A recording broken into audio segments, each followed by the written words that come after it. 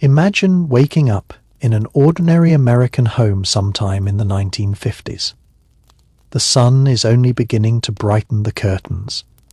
The neighborhood is quiet, and the house is still cool from the night before. For the woman of the house, however, the day may already be beginning. There is no smartphone alarm, no email waiting on a screen, and no instant coffee machine humming automatically in the kitchen.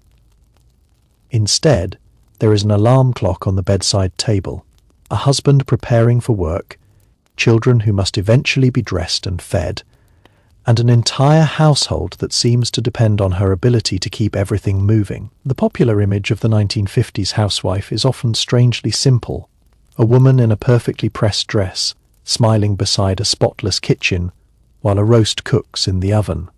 But behind that cheerful picture was a daily routine that could be surprisingly demanding. Her work was rarely divided into neat categories, and there was often no clear moment when her working day officially began or ended. She was expected to manage meals, cleaning, laundry, shopping, children, social obligations, household finances, appearances, and the emotional atmosphere of the family, often while maintaining the impression that everything came naturally. Her morning might begin around 6 o'clock. Sometimes earlier, depending on the family. The first task was frequently getting breakfast started. Coffee was prepared, toast or eggs might be cooked, cereal was poured, and lunches were assembled for children heading to school and husbands heading to work.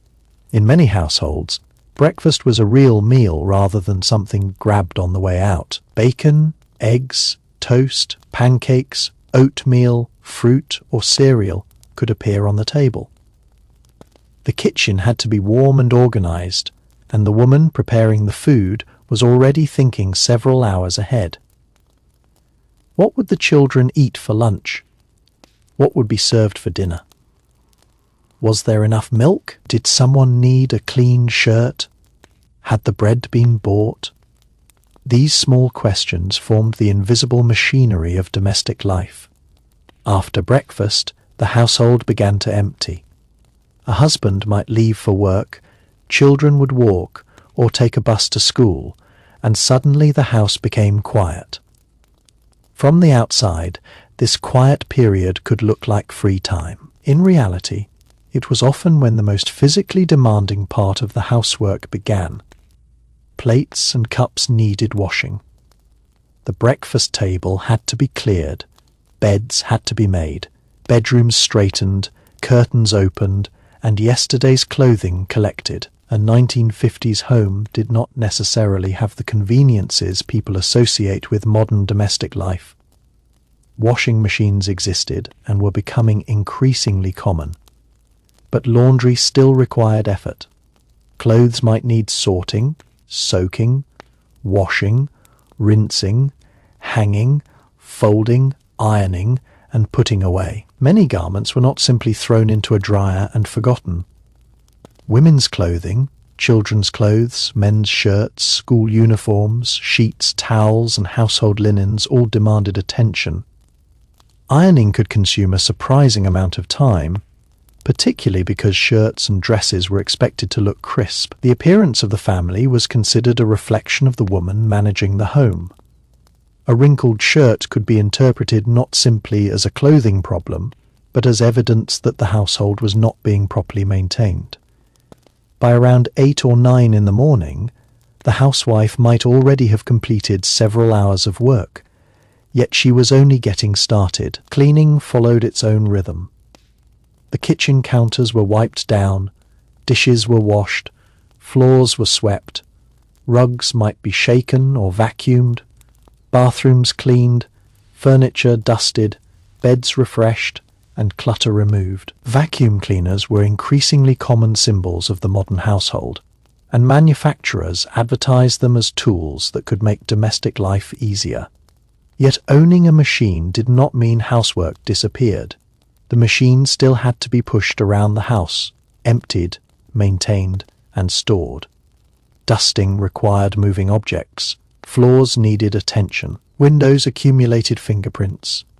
Children left toys everywhere. Kitchens collected crumbs almost immediately after being cleaned. house could be spotless at 10 in the morning and look lived in again by lunchtime. The housewife's routine was therefore repetitive by nature. She cleaned things that would become dirty again, washed clothes that would soon be worn again, prepared food that would soon be eaten, and organized rooms that would soon be disturbed. This repetition is one of the least glamorous parts of the 1950s domestic ideal, but it was central to everyday life. Around mid-morning, she might turn to errands. Grocery shopping was not necessarily a quick digital order placed from a phone. She had to know what the family needed, prepare a shopping list, travel to the store, select the products, carry them home, and put everything away. Supermarkets were becoming larger and more modern during the period, with rows of packaged foods, canned goods, frozen products, meat counters, dairy sections, and brightly designed advertisements competing for attention. Shopping itself could involve considerable planning. Money had to be managed carefully. A household budget might determine whether the family could afford a particular cut of meat, a new appliance, a better brand of coffee, or an occasional restaurant meal. Many women were expected to make a limited household income stretch across an entire month. This meant comparing prices, planning meals, avoiding waste, and making decisions that were rarely visible to the rest of the family. Some women also visited bakeries, butchers, department stores, pharmacies, or neighborhood shops. If they had young children at home, errands could become even more complicated. A toddler might need to come along, creating an entirely different logistical challenge. In homes with domestic help, the routine could look very different.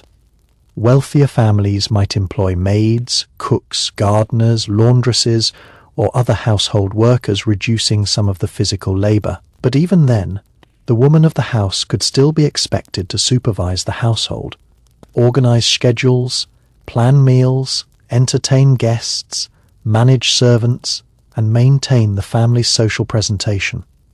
Wealth did not necessarily eliminate domestic responsibility.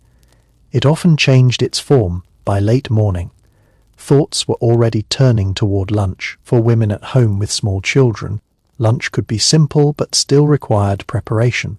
Sandwiches, soup, leftovers, salads, eggs, or other quick dishes might appear on the table. Children were expected to follow routines, and mothers were often responsible for teaching manners and maintaining discipline. A mother did not simply provide food. She was expected to teach children how to behave, how to speak politely, how to dress properly, and how to represent the family in public. Parenting was deeply connected to housekeeping, because the home was considered a place where children learned the values that would shape their future. After lunch came another transition. The kitchen had to be cleaned again. Dishes appeared again. Crumbs returned to the counters. Food had to be stored. The housewife might then tackle another round of chores or move into the afternoon portion of her schedule. This was sometimes when she had a small amount of personal or social time. Women might meet friends for coffee, attend a church activity, participate in a women's club, visit relatives, go shopping, or simply sit down for a few minutes. The 1950s housewife was not necessarily isolated inside her home all day. Communities could be socially active, and women often maintained extensive networks of neighbors, relatives, friends, and acquaintances. A casual coffee visit could become an important part of the social calendar. However, even leisure was often mixed with responsibility. A woman visiting a friend might exchange recipes, discuss children's schools, compare household products, organize an upcoming gathering, or talk about neighborhood news.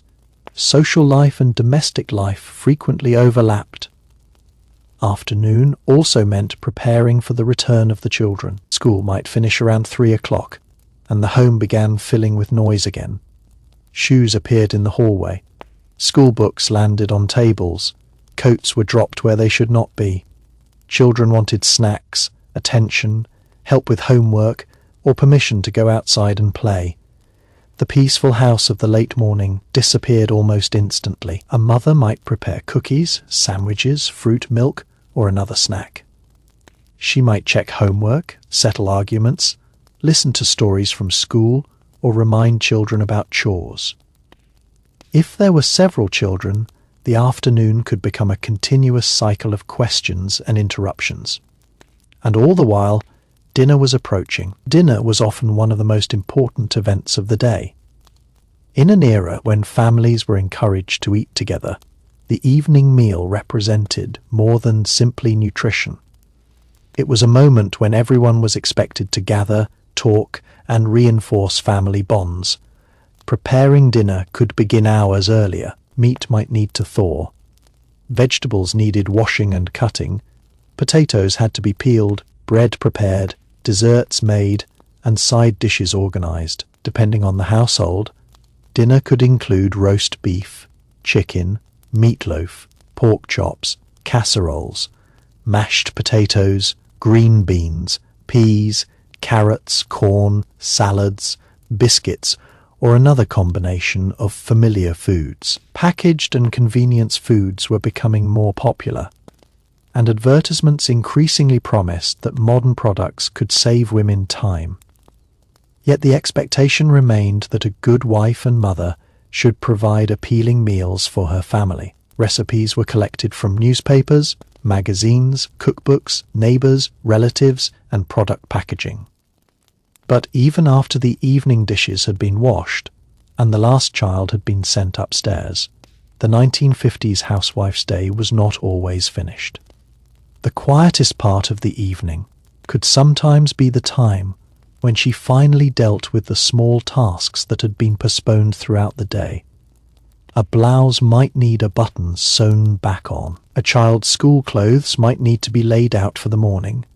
A lunchbox might need cleaning. The kitchen towels might need changing. A grocery list could be started for the next day's shopping. Bills might need to be sorted and placed in envelopes, and household expenses mentally calculated against the money available until the next paycheck.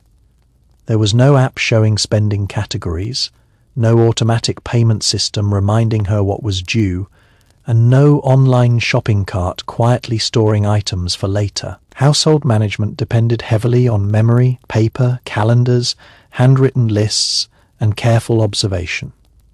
A woman could know almost instinctively how much flour remained in the pantry, or how many clean shirts her husband had left, without ever writing the information down. She was essentially operating a small domestic organization from inside her own home. The kitchen was often the center of this operation. In many homes, it was more than a room where food was prepared. It was where household schedules were discussed. Children were corrected, newspapers were read, groceries were unpacked, bills were sorted, and conversations happened. The kitchen might contain a refrigerator, stove, sink, cabinets, a small table, and perhaps a radio. The radio could provide background sound while the woman worked, bringing music, news, advertisements, and serialized programs into the house. This was one of the ways she could feel connected to the outside world while continuing her chores. Later, television would increasingly dominate family entertainment, but the radio remained an important companion during the day. There was also the question of cleanliness. Modern households often have a different relationship with dust, clutter, and visible wear. In the 1950s, cleanliness was strongly associated with respectability. A clean home demonstrated that the family was organized, responsible, and respectable. This did not mean every house was spotless every minute, but the pressure to keep things orderly could be significant. A woman might dust furniture regularly, polish certain surfaces, clean mirrors, scrub bathrooms, wash floors, vacuum carpets, and pay attention to details that would hardly attract attention today. Guests might arrive unexpectedly, so a housewife could feel that the home needed to be presentable at almost any time. The front entrance was especially important. It was the first part of the house visitors saw, and therefore could receive special attention. Shoes were arranged, coats hung properly, floors swept, and decorative objects positioned carefully. The living room could have its own rules. Children might be discouraged from making too much mess there, especially if the room contained expensive furniture that was intended for entertaining guests rather than everyday family chaos. Some homes had formal sitting rooms that remained relatively untouched until visitors arrived. Maintaining such spaces required a strange kind of housekeeping, cleaning rooms that might barely be used simply so they would be ready if someone came. The bedroom routine could also involve work. Beds were often made every morning, and sheets were changed according to the household's schedule. Pillows were straightened, blankets folded, clothing put away, and wardrobes organized. Clothing itself was an important responsibility. A family could have fewer garments than a modern household, meaning each item had to be maintained carefully. Clothes were washed, ironed, repaired, polished, brushed, and stored. Shoes might be cleaned and shined. A small tear in a child's shirt was not automatically a reason to throw it away. It could be repaired. A worn garment might be altered or passed from one child to another. This culture of maintenance required time and practical skills. Sewing was particularly useful. Many women learned basic sewing as part of their upbringing, and some became highly capable dressmakers. A sewing basket might contain needles, thread, scissors, buttons, pins, measuring tape and patches. Even a woman who did not make complete dresses could repair hems, replace buttons, mend tiers, and adjust clothing. Some families also made or altered curtains, cushion covers, tablecloths, or other household textiles. These activities were not always considered extraordinary skills because they were part of the expected domestic repertoire.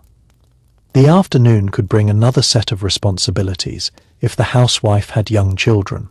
A baby or toddler changed the entire rhythm of the day. There might be feeding, bathing, diaper changing, naps, washing bottles, sterilizing equipment, and constant supervision.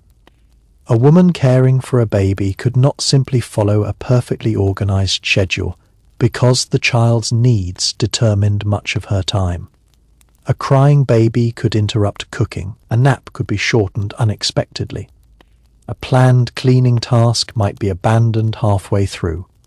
The supposedly perfect domestic routine seen in advertisements was therefore much harder to achieve in real life. Children also created an endless supply of mess. Toys moved from one room to another. Clothes became dirty. School papers appeared on counters. Shoes brought dirt into the house. Snacks produced crumbs. Outdoor play meant muddy knees and grass stains. A mother could clean the same area repeatedly and still find it disturbed minutes later. This repetitive cycle was one of the hidden realities of motherhood in a time when domestic labor was rarely described as labor in the same way paid employment was. There was also the social expectation of being a good neighbor. Suburban communities in particular could be highly interconnected. Women might know who lived on every nearby street. They could exchange recipes, borrow ingredients, discuss children, share household advice, and organize community events. A neighbor dropping by for coffee was not necessarily an inconvenience. It could be an important part of social life. But hospitality came with its own work. Coffee had to be prepared. Cups had to be washed. The room needed to look presentable. A woman who frequently entertained might keep cakes, cookies, or other refreshments available for unexpected visitors. Women's clubs, church groups, school organizations, charitable activities, and community associations could also occupy parts of the week. A housewife might volunteer at a school, help organize a fundraiser, participate in a local club, or attend meetings. These activities could provide companionship and a sense of identity beyond the immediate household. They also demonstrate why the stereotype of the 1950s housewife sitting at home all day is misleading. Many women had active social lives. Their activities simply existed alongside domestic responsibilities rather than replacing them. Shopping could also become a social event. Department stores and shopping centres offered more than necessities. They became places where women could browse clothing, household goods, cosmetics, appliances, furniture, and seasonal decorations. Advertising encouraged women to see themselves as managers and consumers responsible for creating the modern home. New appliances were presented as symbols of progress. Refrigerators promised better food storage. Washing machines promised easier laundry. Vacuum cleaners promised cleaner floors. Electric mixers, toasters, irons, and other devices were marketed as ways to modernize domestic life. Yet there was an interesting contradiction. Every new appliance was supposed to save time, but the standards of housekeeping often rose alongside the technology. If a washing machine made laundry easier, families could expect cleaner clothes more frequently. If vacuum cleaners made floors easier to clean, carpets could be expected to remain spotless. Convenience did not necessarily eliminate work. Sometimes it simply made higher standards possible. The 1950s housewife also had to manage food preservation and storage. Refrigeration was increasingly widespread, but food still had to be handled carefully. Leftovers were stored, pantry shelves organized, and ingredients rotated. Canned foods were popular because they could be kept for long periods. Frozen foods were becoming increasingly attractive as well. Housewives were encouraged to experiment with new products that promised speed and convenience.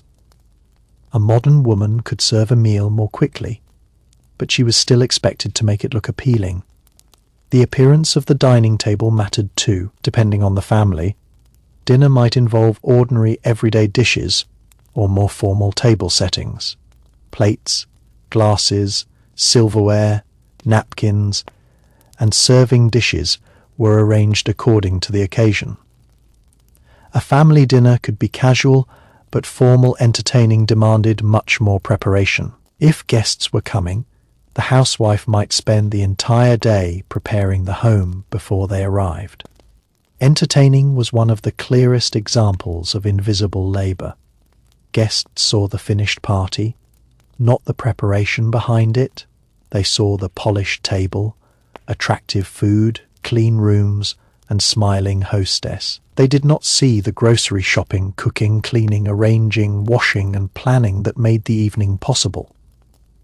After the guests left, the hostess still had to restore the house.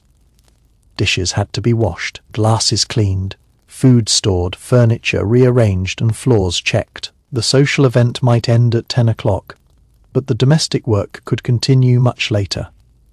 The same was true of holidays. Christmas could transform the housewife's schedule completely. And there was another part of the day that rarely appeared in the glossy magazines of the 1950s, the endless interruptions. A housewife's schedule might look perfectly organized on paper, but real life had a habit of destroying the timetable. The telephone could ring just as she started vacuuming. A child could spill a glass of milk after the floor had been cleaned. A neighbor could arrive unexpectedly. The washing machine could stop working. A grocery item could be forgotten. A child could come home from school complaining of a headache. The oven could need attention while the baby started crying. Domestic life was full of small emergencies that were not dramatic enough to be remembered, but were frequent enough to shape the entire day. This meant that the housewife had to be extraordinarily adaptable. She could not simply say that a task would be completed at a particular time, because another person's needs could instantly take priority. Her schedule existed more in her head than on a clock. She knew what had to be done, what could wait, and what absolutely could not be postponed. If the laundry was not finished before evening, perhaps it could be folded later. If the living room was not dusted, it could wait another day. But if dinner was going to be served at 6, the food had to be ready. If a child needed to be picked up from school, the rest of the house could wait. This constant prioritization was one of the hidden skills of domestic life. A successful housewife did not necessarily finish every task every day.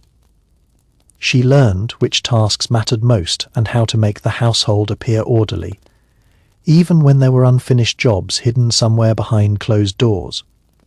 Closets were useful for that reason. A room could be quickly straightened by moving clutter out of sight. Toys could be gathered into baskets. Newspapers could be stacked neatly. Children's belongings could be returned to bedrooms. The living room could be transformed from a chaotic family space into something suitable for visitors in a surprisingly short amount of time. This ability to reset the house was almost an art. There was also a strong seasonal rhythm to domestic life. Spring could mean deep cleaning.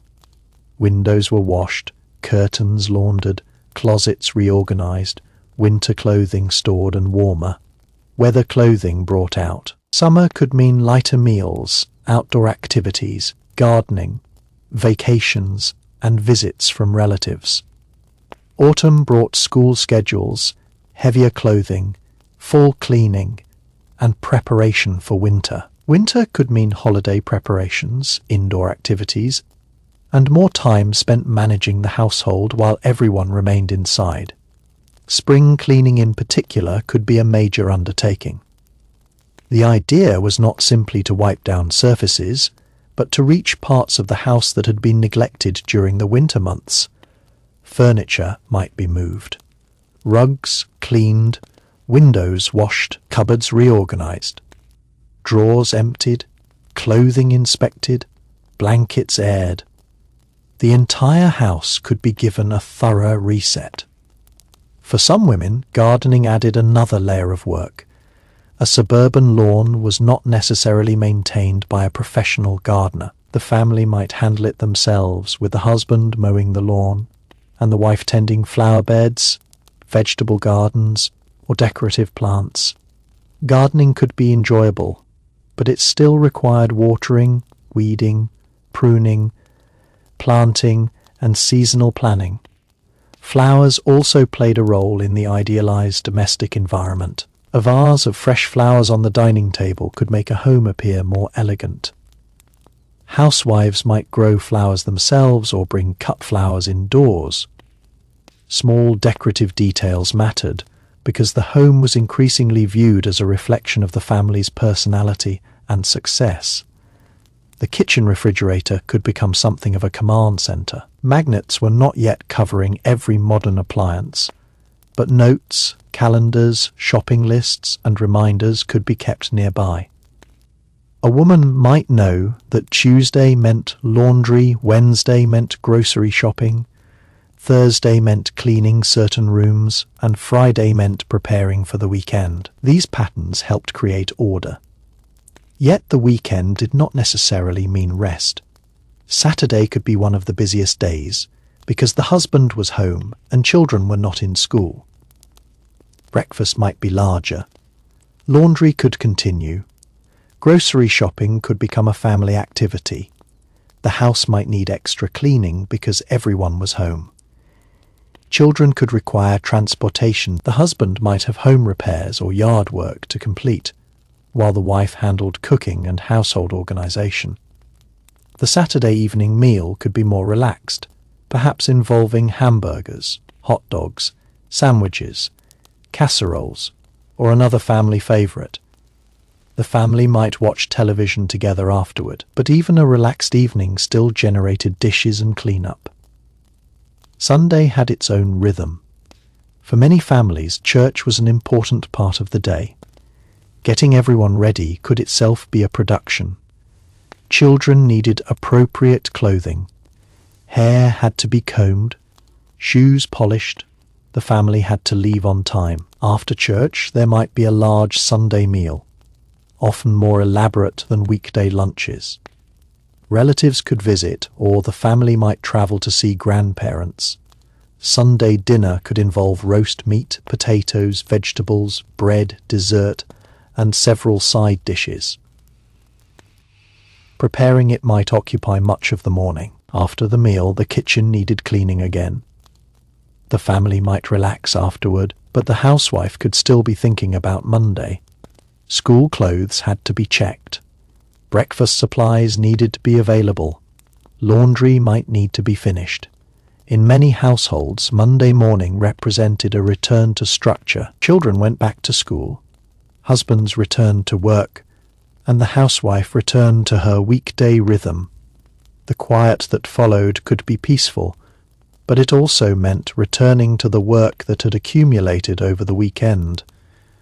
The relationship between domestic work and technology was particularly interesting. The 1950s were a period of rapid technological change, and household appliances were increasingly presented as symbols of modern living. Advertisements showed cheerful women using shiny machines that supposedly transformed housework into something simple. But technology did not eliminate domestic expectations.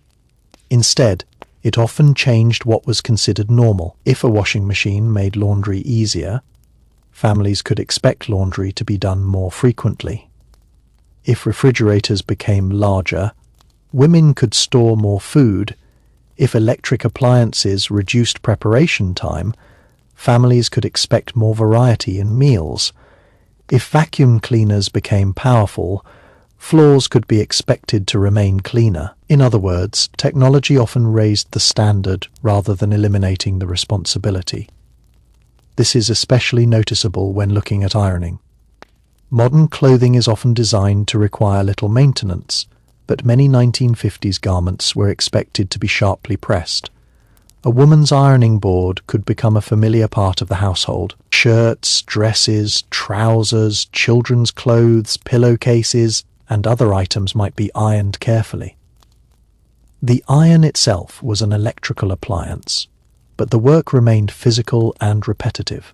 A woman might spend an entire evening standing at the ironing board while the radio played nearby. She would lift each garment, smooth the fabric, press the iron across it, turn the item, and repeat the process. There was little glamour in it, but it was essential to maintaining the appearance expected of the family. Laundry could similarly occupy several stages of the day. Clothes were sorted by colour and fabric, stains treated, loads washed, garments hung to dry or placed in a dryer where available, and everything folded afterward. White clothing might require special attention. Sheets and towels created bulky loads. Children's clothing could be especially difficult because of mud, grass, food, and ink stains. The housewife therefore needed practical knowledge about fabrics and cleaning. She had to know what could be washed together, what required special treatment, and what might shrink or fade. Household knowledge was often passed between generations, through mothers, grandmothers, neighbours, magazines, and experience. Recipes worked the same way. A woman might have a collection of handwritten recipes passed down through the family. Another might clip recipes from newspapers or magazines. Some recipes came from the backs of food packages. A successful dish could become a family tradition. A failed recipe could become a story remembered for years. Cooking was not merely about following instructions. Housewives learned to improvise when ingredients were missing. If there was not enough meat, perhaps vegetables or a casserole could stretch the meal. If unexpected guests arrived, coffee and something homemade could be offered. If money was tight, cheaper ingredients could be transformed into filling meals. The ability to feed a family economically was an important domestic skill. Children also learnt about household responsibilities, although expectations varied. Girls in particular were often taught domestic skills from a young age. They might learn sewing, cooking, cleaning, table setting, and childcare. Boys were more commonly encouraged toward outdoor work, repairs, yard work, and other tasks associated with masculinity. These divisions were not universal, but they reflected broader cultural ideas about gender. A teenage daughter might be expected to help her mother with younger siblings or household chores. She might babysit while her mother ran errands. She could learn how to prepare simple meals and keep a room clean. These skills were often viewed as preparation for adult life. And the longer you look at the routine, the more you realize that the 1950s housewife was not simply following a list of chores. She was constantly managing a living system. The household had people, food, clothing, schedules, money, appointments, possessions, visitors, and unexpected problems. And all of these things had to fit together somehow. If one part of the system changed, everything else could be affected. A child staying home from school could alter lunch plans. A husband working late could change dinner. Bad weather could interfere with laundry. An unexpected visitor could interrupt cleaning. A shortage of money could force an entirely different shopping list. The housewife had to absorb these changes and keep the household moving. This is why the clock was important, but not always in the way we imagine. She was aware of time constantly, yet her day was rarely divided into neat 8 or shifts. Instead, she moved between tasks according to urgency. Breakfast had a deadline because children needed to leave for school. Laundry could begin early because it needed time to dry. Grocery shopping might happen before the afternoon became crowded. Dinner needed to be started early enough to be ready when the husband returned. Bedtime routines followed the children's schedule. Everything was connected. Even something as ordinary as making the bed could be part of a larger routine. The bedroom had to be opened to fresh air, blankets straightened, pillows arranged, and clothing removed from chairs or floors. In some homes, mattresses were aired periodically, linens changed, and closets reorganized. These tasks could seem unnecessary to someone living with modern standards, but cleanliness and order were strongly associated with good housekeeping. The kitchen demanded perhaps the greatest amount of attention because it was impossible to keep it clean once and be finished. Breakfast dirtied it, lunch dirtied it again, dinner would dirty it a third time. Cooking itself created dishes, scraps, spills, and grease. A housewife could spend hours in the kitchen without actually preparing food. For most of those hours, washing, wiping, organizing, storing, and cleaning were all part of the process. There was also the refrigerator to consider. It could not simply be ignored. Shelves needed cleaning, spoiled food had to be removed, containers washed, and leftovers labeled or remembered. A woman who was good at household management knew what was inside the refrigerator without having to search through it every time. She could mentally inventory the available ingredients and create meals from them. This ability to improvise was especially important when money was limited. A family did not necessarily eat whatever food sounded appealing that evening. Meals were planned around the budget. Meat could be expensive, so a roast might be stretched across several meals. Leftover chicken could become sandwiches or soup. Vegetables could be combined into casseroles. Bread could be toasted or turned into another dish rather than discarded. Nothing had to be wasted unnecessarily. The housewife was therefore partly a cook and partly an economist. She was making decisions about value all day long. Was this brand worth the extra money? Could this garment be repaired? Did the family really need another household decoration? Would buying in a larger quantity save money? Could dinner be made from what was already in the pantry? Should the family eat leftovers tonight or save them for tomorrow?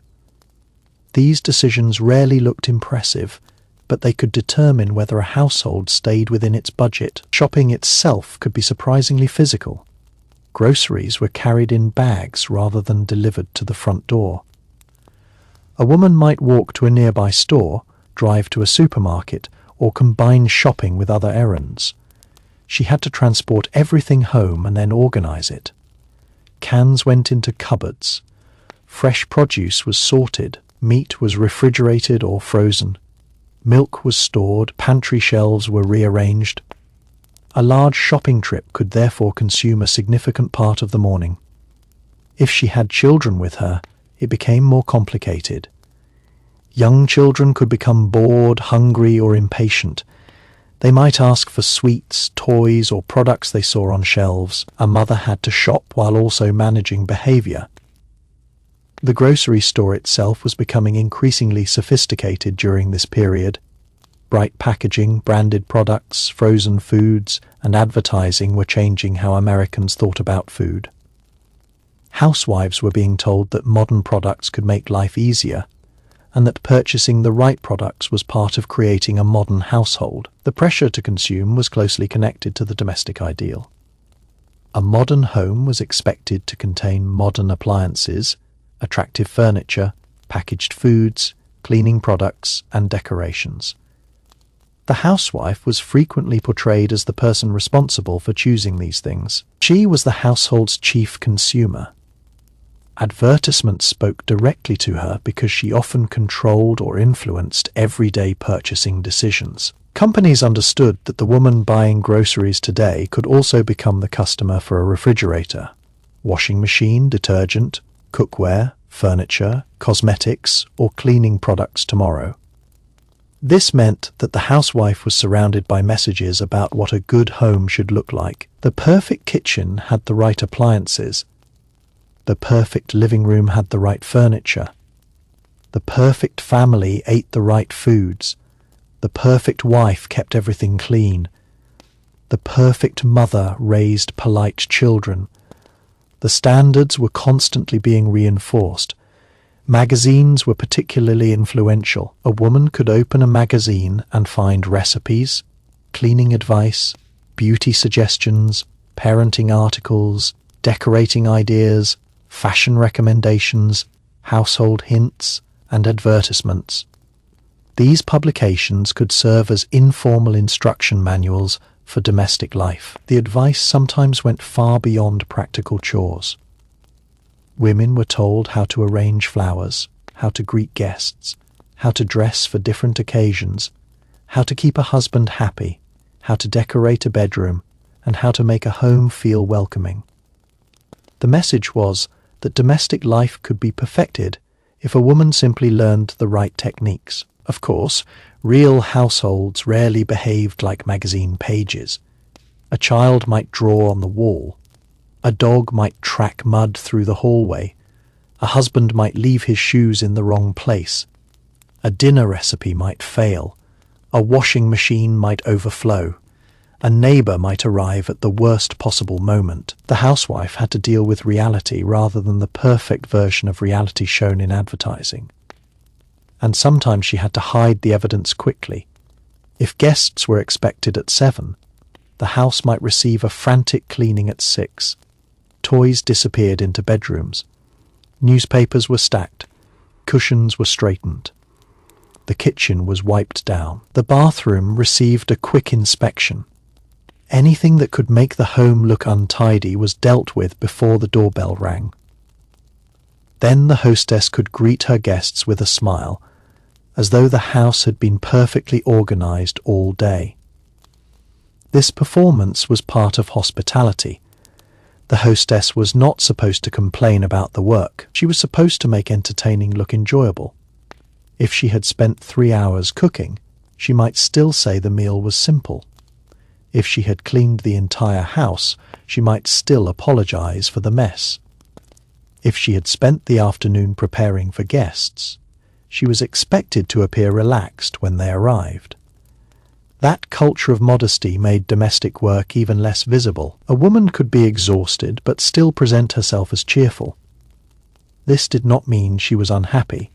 It simply meant that emotional expression was also shaped by social expectations. The role of wife and mother was often associated with warmth, patience, and emotional stability. Women were expected to create an atmosphere where the family could relax. That could mean listening to a husband's complaints after work, helping children with their worries, comforting someone who was sick, settling arguments, and keeping family tensions from escalating. The housewife could therefore become the emotional center of the home. If everyone was hungry, she fed them. If someone was sick, she cared for them. If someone was worried, she listened. If something was forgotten, she remembered. If a celebration was approaching, she organized it. If the house needed attention, she noticed. This made her role difficult to separate from the identity of the family itself. A family's routines were often built around her. Breakfast happened because she prepared it. Children went to school prepared because she organized them. Dinner happened because she planned it. Clean clothes appeared because she managed the laundry.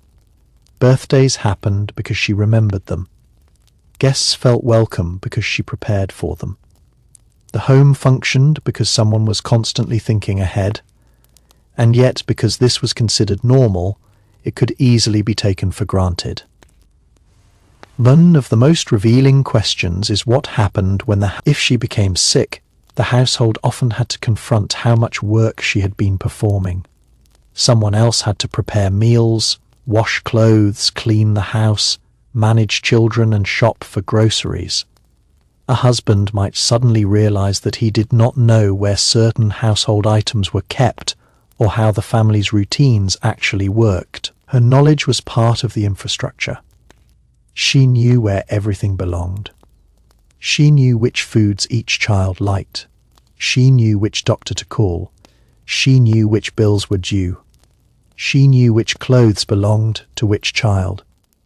There was one more part of this daily life that deserves attention: the hours between the major chores. These were the moments that rarely appeared in photographs or television programs, yet they could consume enormous amounts of time.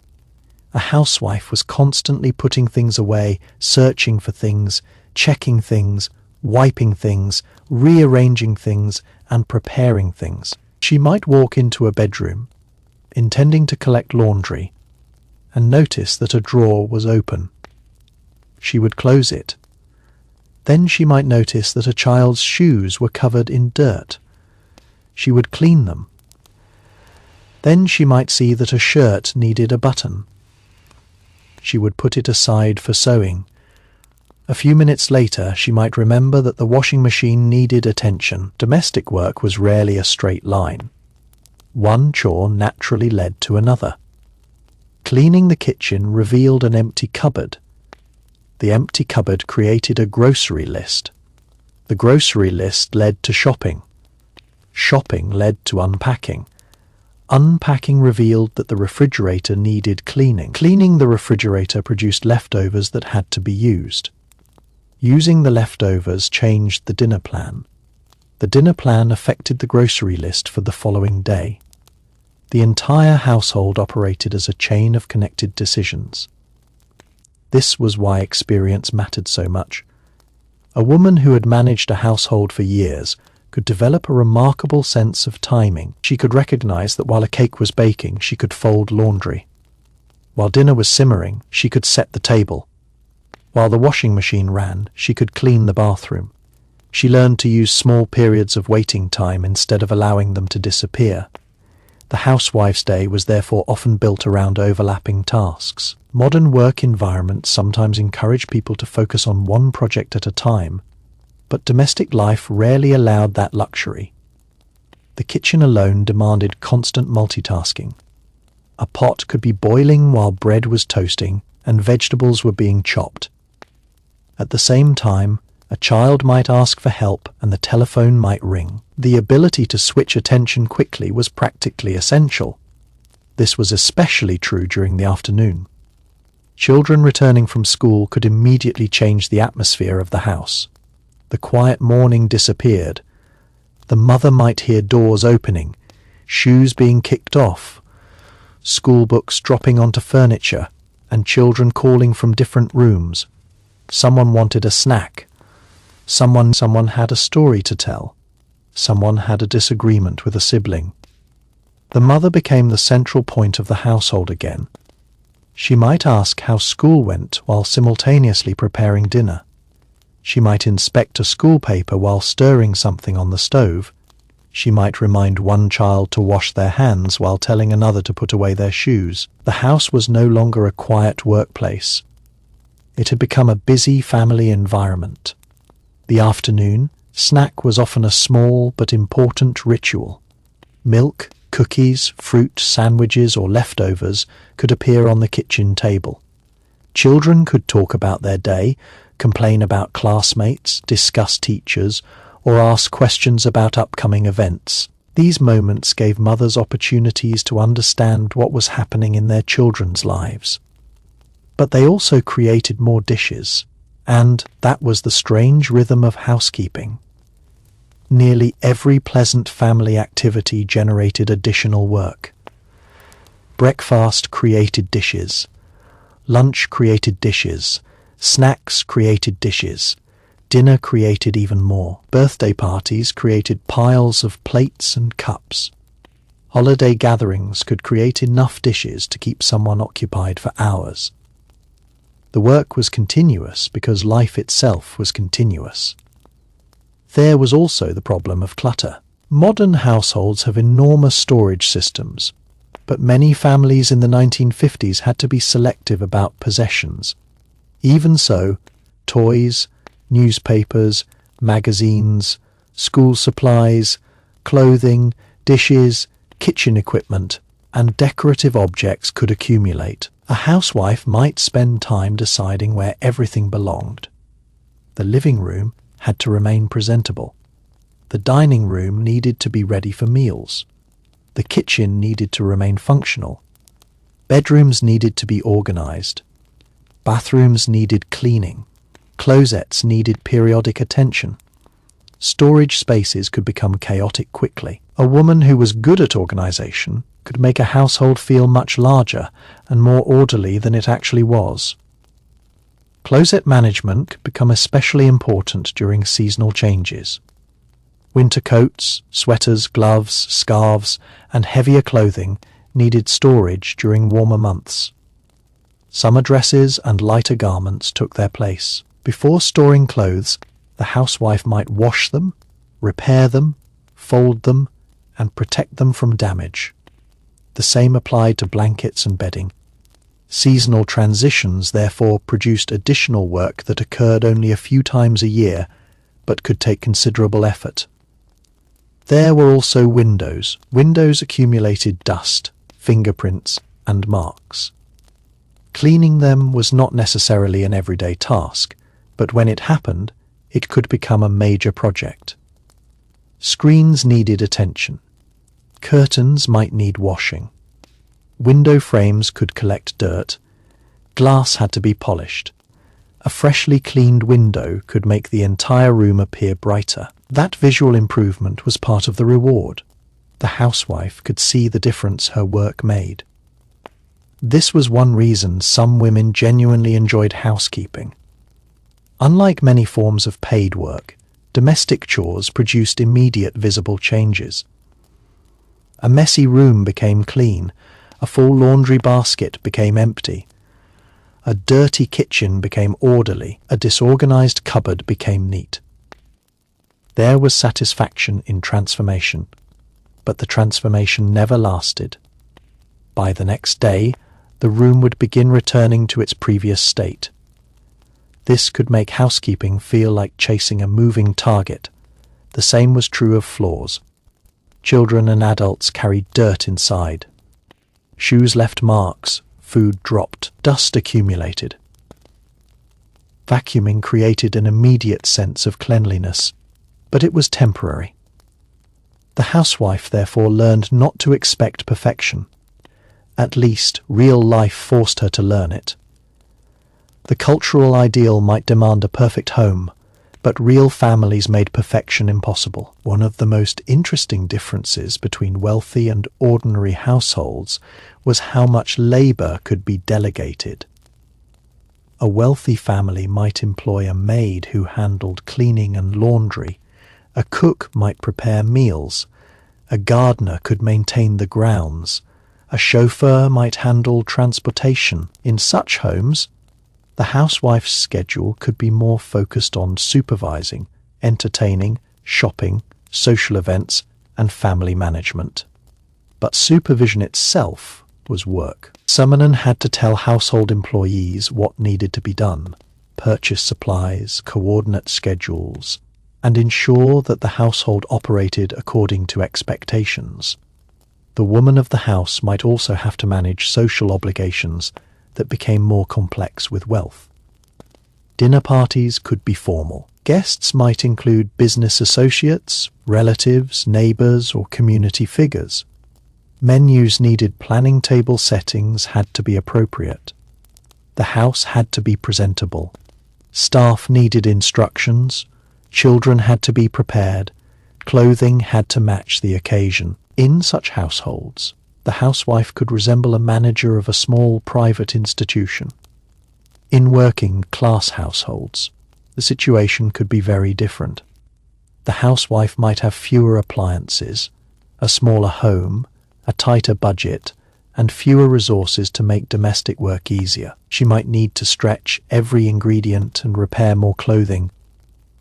If the family could not afford domestic help, every chore fell directly on family members. Some women also worked for wages outside the home. This is another reason the popular image of the 1950s housewife needs caution. Women did not all stay home. Many were employed, and some balanced paid employment with marriage and motherhood. Their schedules could be even more demanding because they faced responsibilities on both sides of the traditional work-home boundary. A woman might work during the day and return home to cook dinner, clean and care for children. The idea that all married women lived the same way simply does not match reality. Geography mattered too. A woman living in a city apartment might shop differently from a woman living in a rural community.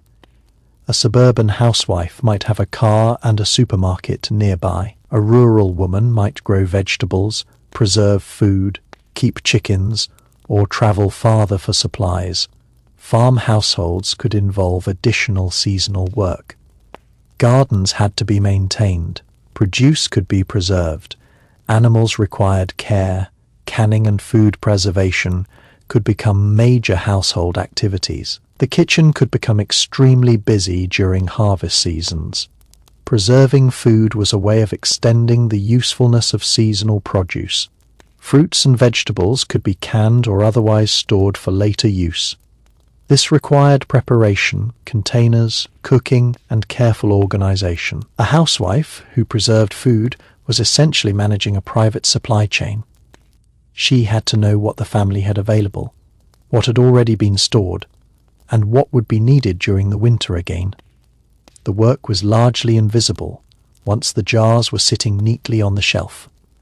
The same principle applied to baking. Bread, cakes, cookies, pies, and other foods could be prepared at home. Baking could be a source of pride, particularly when serving guests or celebrating special occasions. A homemade pie might be considered evidence of good housekeeping. Recipes were often treated as valuable family knowledge. Once the family had left the house in the morning, there was often a peculiar silence that settled over the rooms. A few minutes earlier, the home might have been filled with footsteps, running water, clattering dishes, children's voices, and the sound of doors opening and closing. Now the rooms were still. For some women, this was the most peaceful part of the day. For others, the silence simply meant that there was finally enough quiet to begin the long list of chores waiting for her. She might stand in the kitchen with her coffee for a moment, looking at the remains of breakfast. There would be plates, cups, crumbs, pans, and perhaps a lunchbox or two. The breakfast itself was over, but the work created by breakfast remained. She cleared the table, washed dishes, dried them, wiped the counters, cleaned the stove, and put everything back where it belonged. If the floor had collected crumbs, it needed sweeping. If food had been spilled, that needed attention too.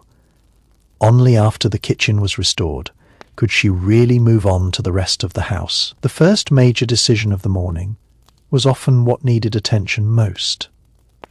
Laundry was usually a priority because it could take several stages and because clothes needed time to dry. A housewife might begin by gathering clothing from bedrooms and bathrooms, separating it according to colour or fabric, and checking pockets. A child's pocket could contain a crayon, a piece of paper, a marble, or some other object that had no business going through a washing machine. Stains might need to be treated before washing. Delicate garments might have to be handled separately. Whites could require special care.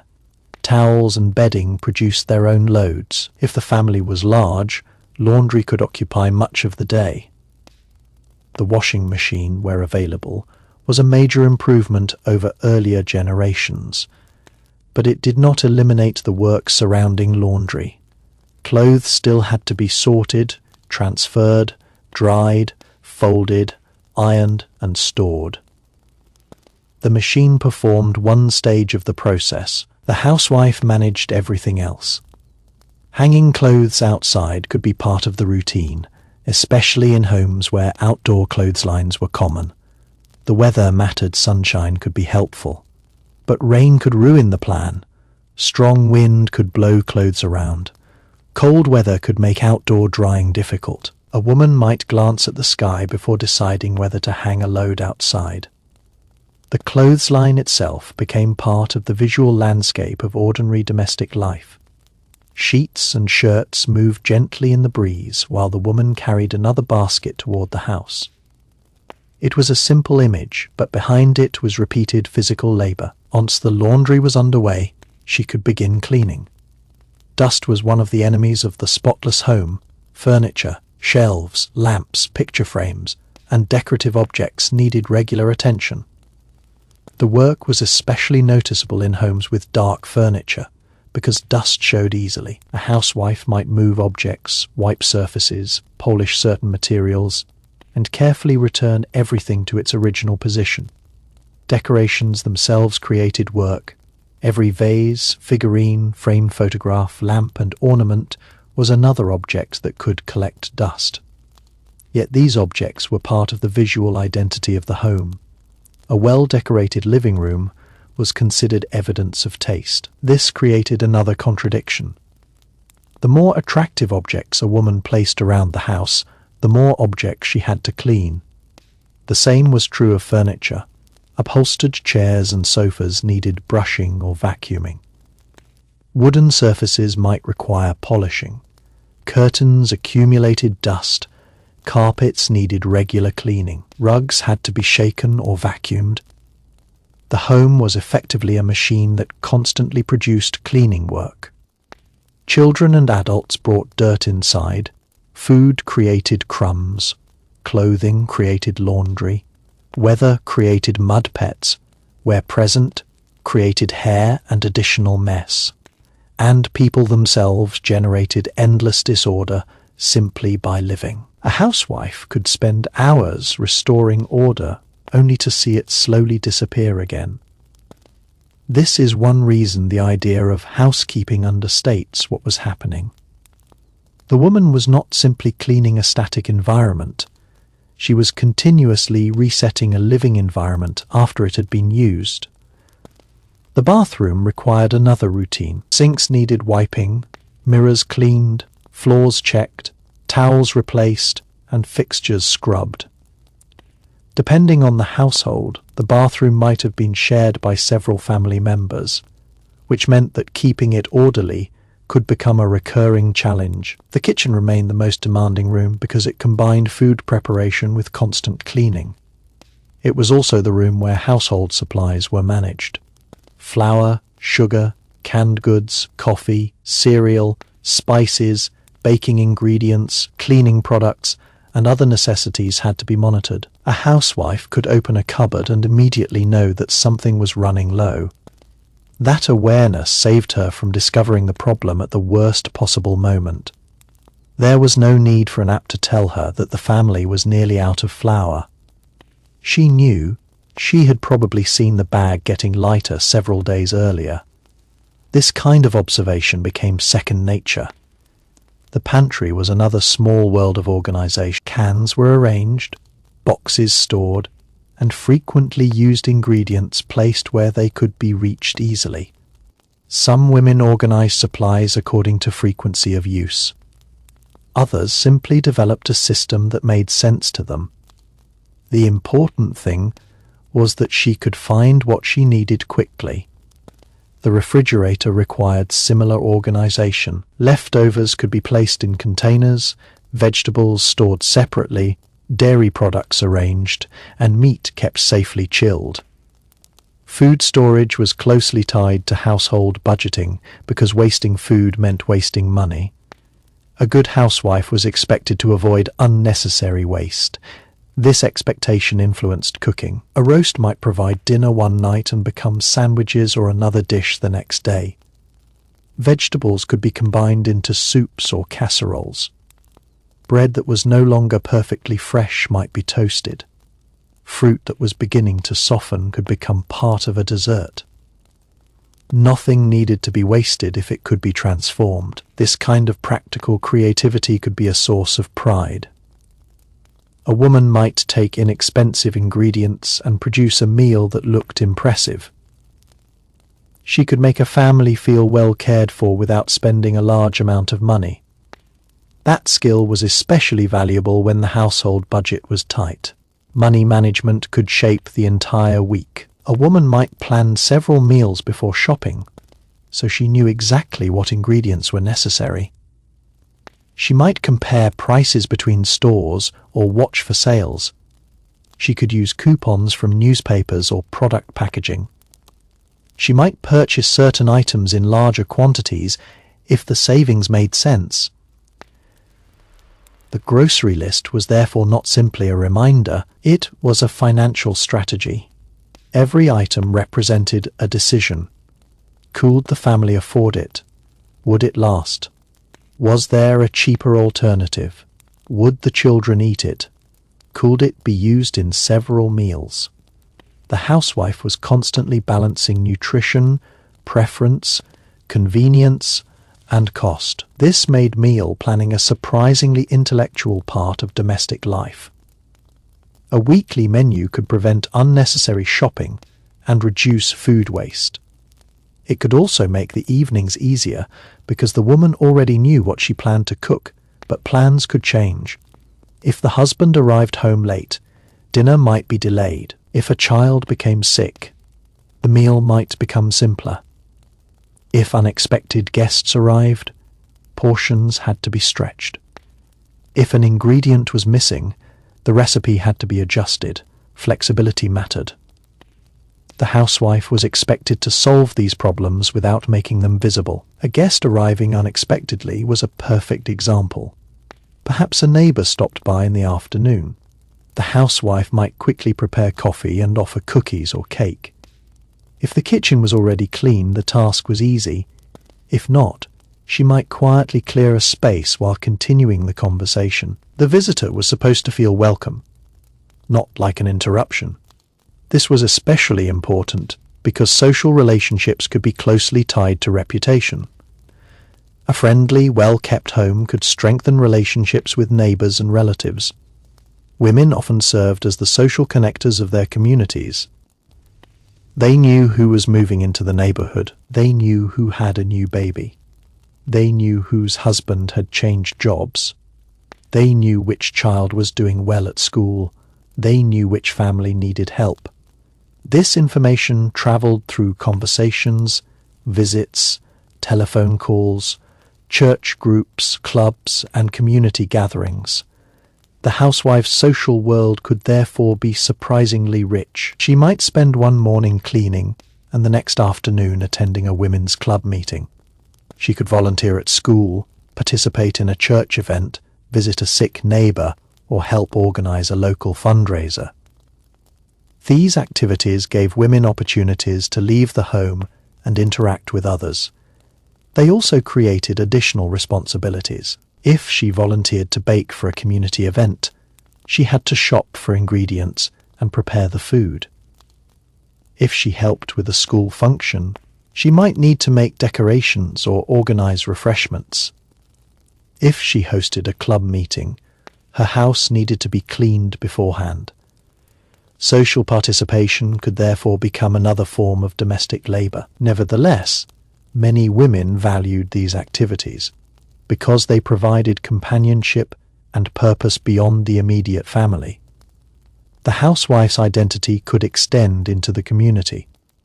There was another hidden feature of the 1950s housewife's routine that becomes obvious once we stop imagining her day: as a simple sequence of chores. She was almost always preparing for somebody else's next activity. Her work was anticipatory. Before the children woke, she was already thinking about breakfast. While breakfast was happening, she could be thinking about lunch. While cleaning after breakfast, she could be thinking about groceries. While shopping, she could be thinking about dinner. While preparing dinner, she could be thinking about tomorrow's school schedule. Even when she appeared to be doing one thing, part of her attention could be somewhere else. This meant that the household schedule existed partly in her memory. A wall calendar might show important dates, but countless smaller details were carried mentally. She knew which child needed a permission slip, which shirt had been stained, which food was running low, which relative was visiting, and which bill needed to be paid. She did not necessarily sit down and formally plan every detail. Years of repetition turned many responsibilities into instinct. A woman could walk into a grocery store and remember what was needed without consulting a list.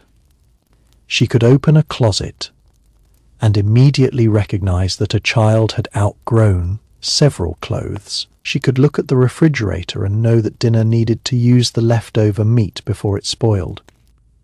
She could hear a particular sound from the washing machine and recognize that something was wrong. This practical knowledge was a form of expertise. The household had its own language of sounds, the washing machine running, the refrigerator humming, the telephone ringing, the oven timer clicking, the front door opening, the children's footsteps on the stairs, the radio playing in the kitchen, the vacuum cleaner moving across the floor. These sounds became part of the rhythm of domestic life. The housewife could often tell what was happening without seeing it.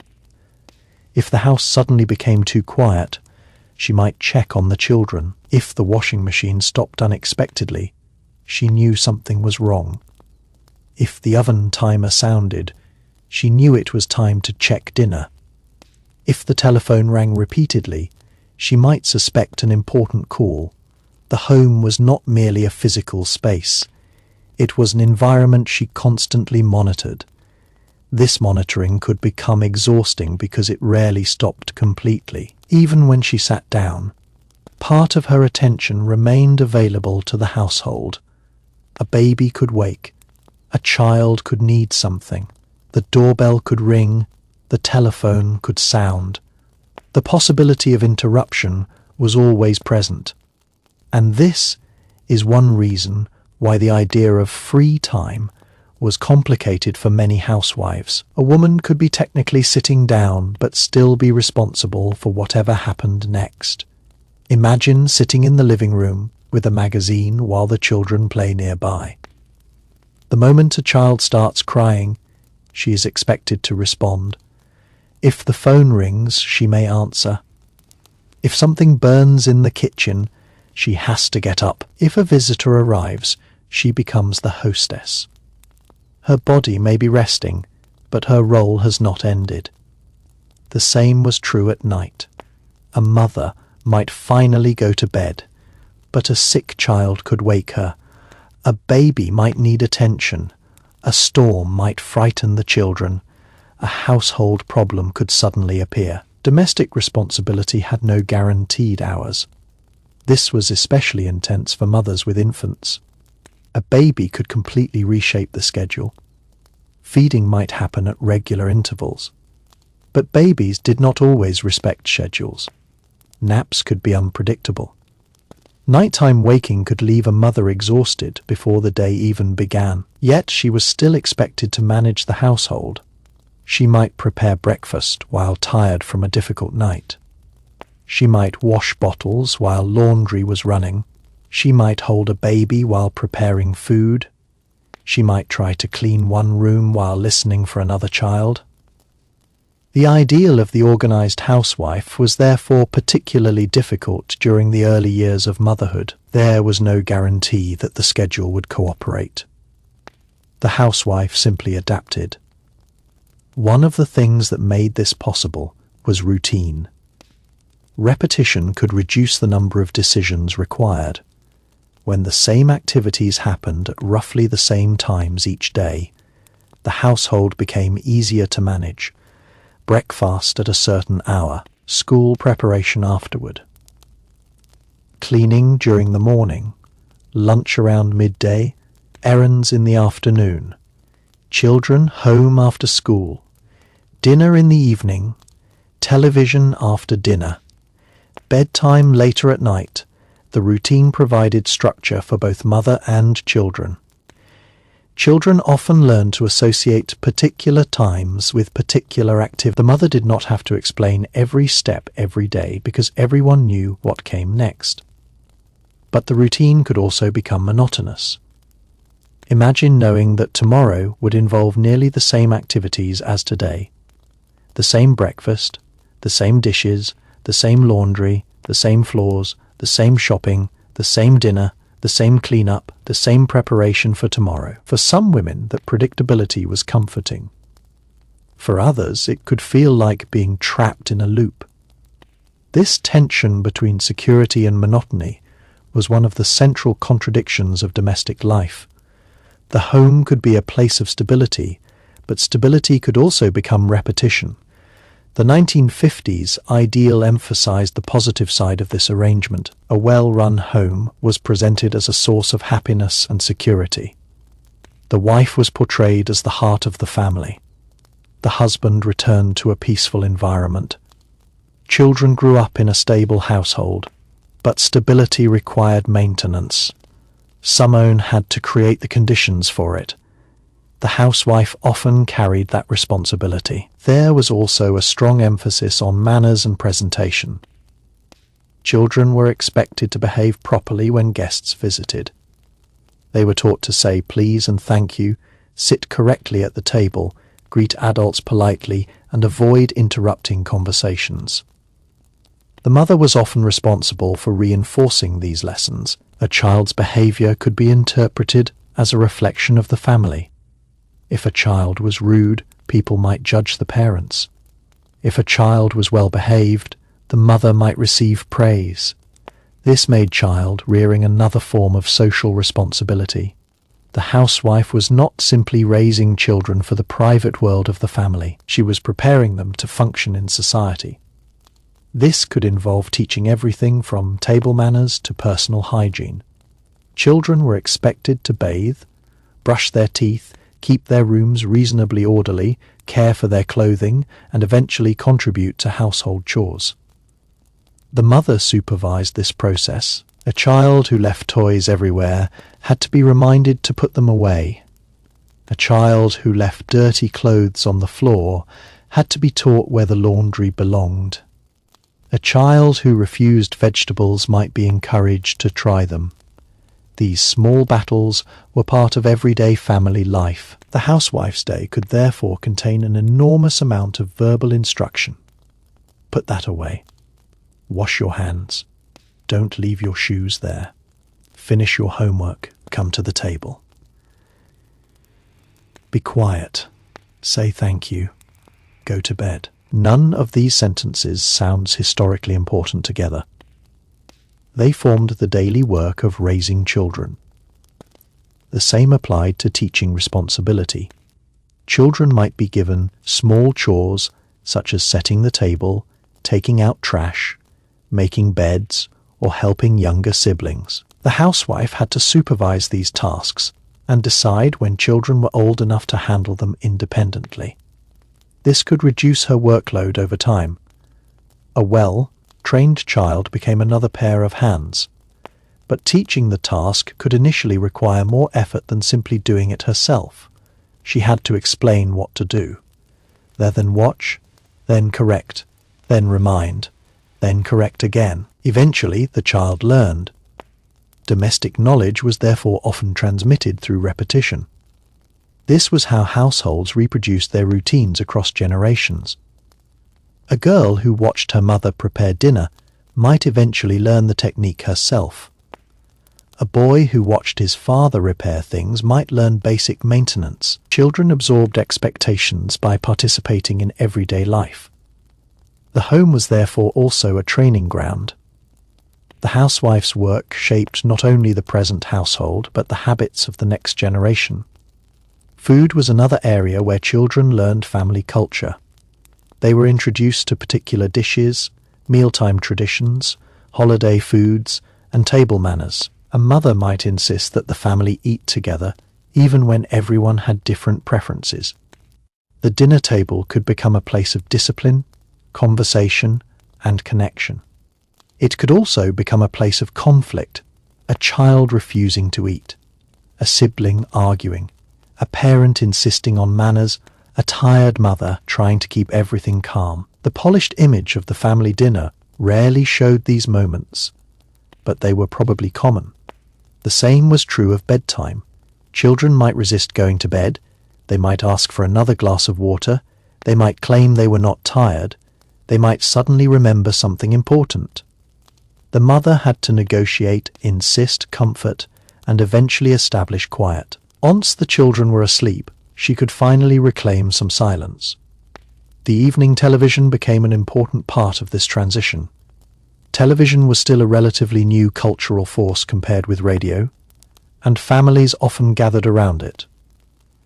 The living room could become a shared space where everyone watched the same program. The alarm clock was only one small part of what determined when a 1950s housewife began her day. In many homes, she did not wake because she felt completely rested and ready to begin another routine. She woke because the household needed to start moving. The first sounds of the morning could come from a child calling from another room, a husband getting dressed for work, or the familiar clatter of someone moving through the kitchen.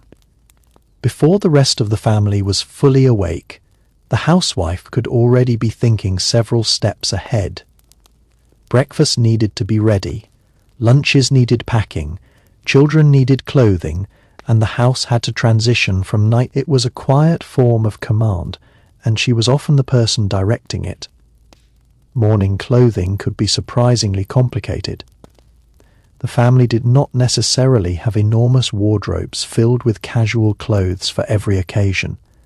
Clothing was expected to be cared for and maintained. A shirt might have been washed the previous day, but it still needed ironing. A child's shoes might need cleaning. A dress might need a quick repair. A husband might need a particular shirt for work. The housewife often knew these details before anyone else noticed them. She could have a mental picture of every important garment in the household. This was especially useful when children were growing quickly. A child could suddenly outgrow trousers or shoes. Sleeves became too short. Knees wore through fabric. School clothes became stained. The housewife had to notice these changes and decide when replacement was necessary. If money was tight, she might find ways to extend the life of the garment. Clothing maintenance was part of household economics. A carefully repaired shirt was money saved. A hand-me-down was money saved. A properly cleaned coat could last another season. A carefully stored dress could be worn again. The household budget often depended on such decisions. This also explains why sewing skills could be valuable. A woman who could repair or alter clothing had more options. She did not have to replace everything immediately. She could adjust a hem, repair a seam, sew on a button, or patch worn fabric. A sewing basket could sit in a convenient location because small repairs appeared constantly. One button missing from a school shirt could create a problem the next morning if it was not noticed in advance. The housewife was expected to notice it. That word, notice, captures much of the role she noticed. She noticed that the milk was low. She noticed that the towels needed washing. She noticed that a child was unusually quiet. She noticed that the refrigerator needed cleaning. She noticed that a dress was beginning to tear. She noticed that the pantry needed restocking. She noticed that the family calendar was becoming crowded. She noticed what everyone else often overlooked. This made her the household's early warning system. If something was going wrong, she was frequently the first person to see it. And because many domestic problems became larger when ignored, noticing them early saved time and money. A small stain treated immediately was easier to remove. A low supply of groceries discovered before dinner was easier to solve. A child's illness noticed early could be addressed before it became worse. A broken appliance identified quickly might be repaired before causing greater damage. Household management was therefore partly about prevention. The housewife was constantly trying to prevent tomorrow's problem. This explains why preparation occupied so much of her day. She prepared meals before people were hungry. She prepared clothes before they were needed. She prepared supplies before they ran out. She prepared the home before guests arrived. She prepared children before school. She prepared for holidays weeks in advance. She prepared for the next day before going to bed. The home was always one step ahead because she was supposed to keep it there. This could create a peculiar relationship with time. A woman might spend today preparing for tomorrow, and tomorrow preparing for the day after. The present was constantly connected to the future. Even cleaning had this quality. She did not simply clean because the house was dirty. She cleaned because she wanted the house to remain manageable. If she ignored the kitchen for several days, the work would become much harder. If laundry accumulated too long, the pile could become overwhelming. If dust was allowed to build up, deeper cleaning would be required later. Routine prevented accumulation.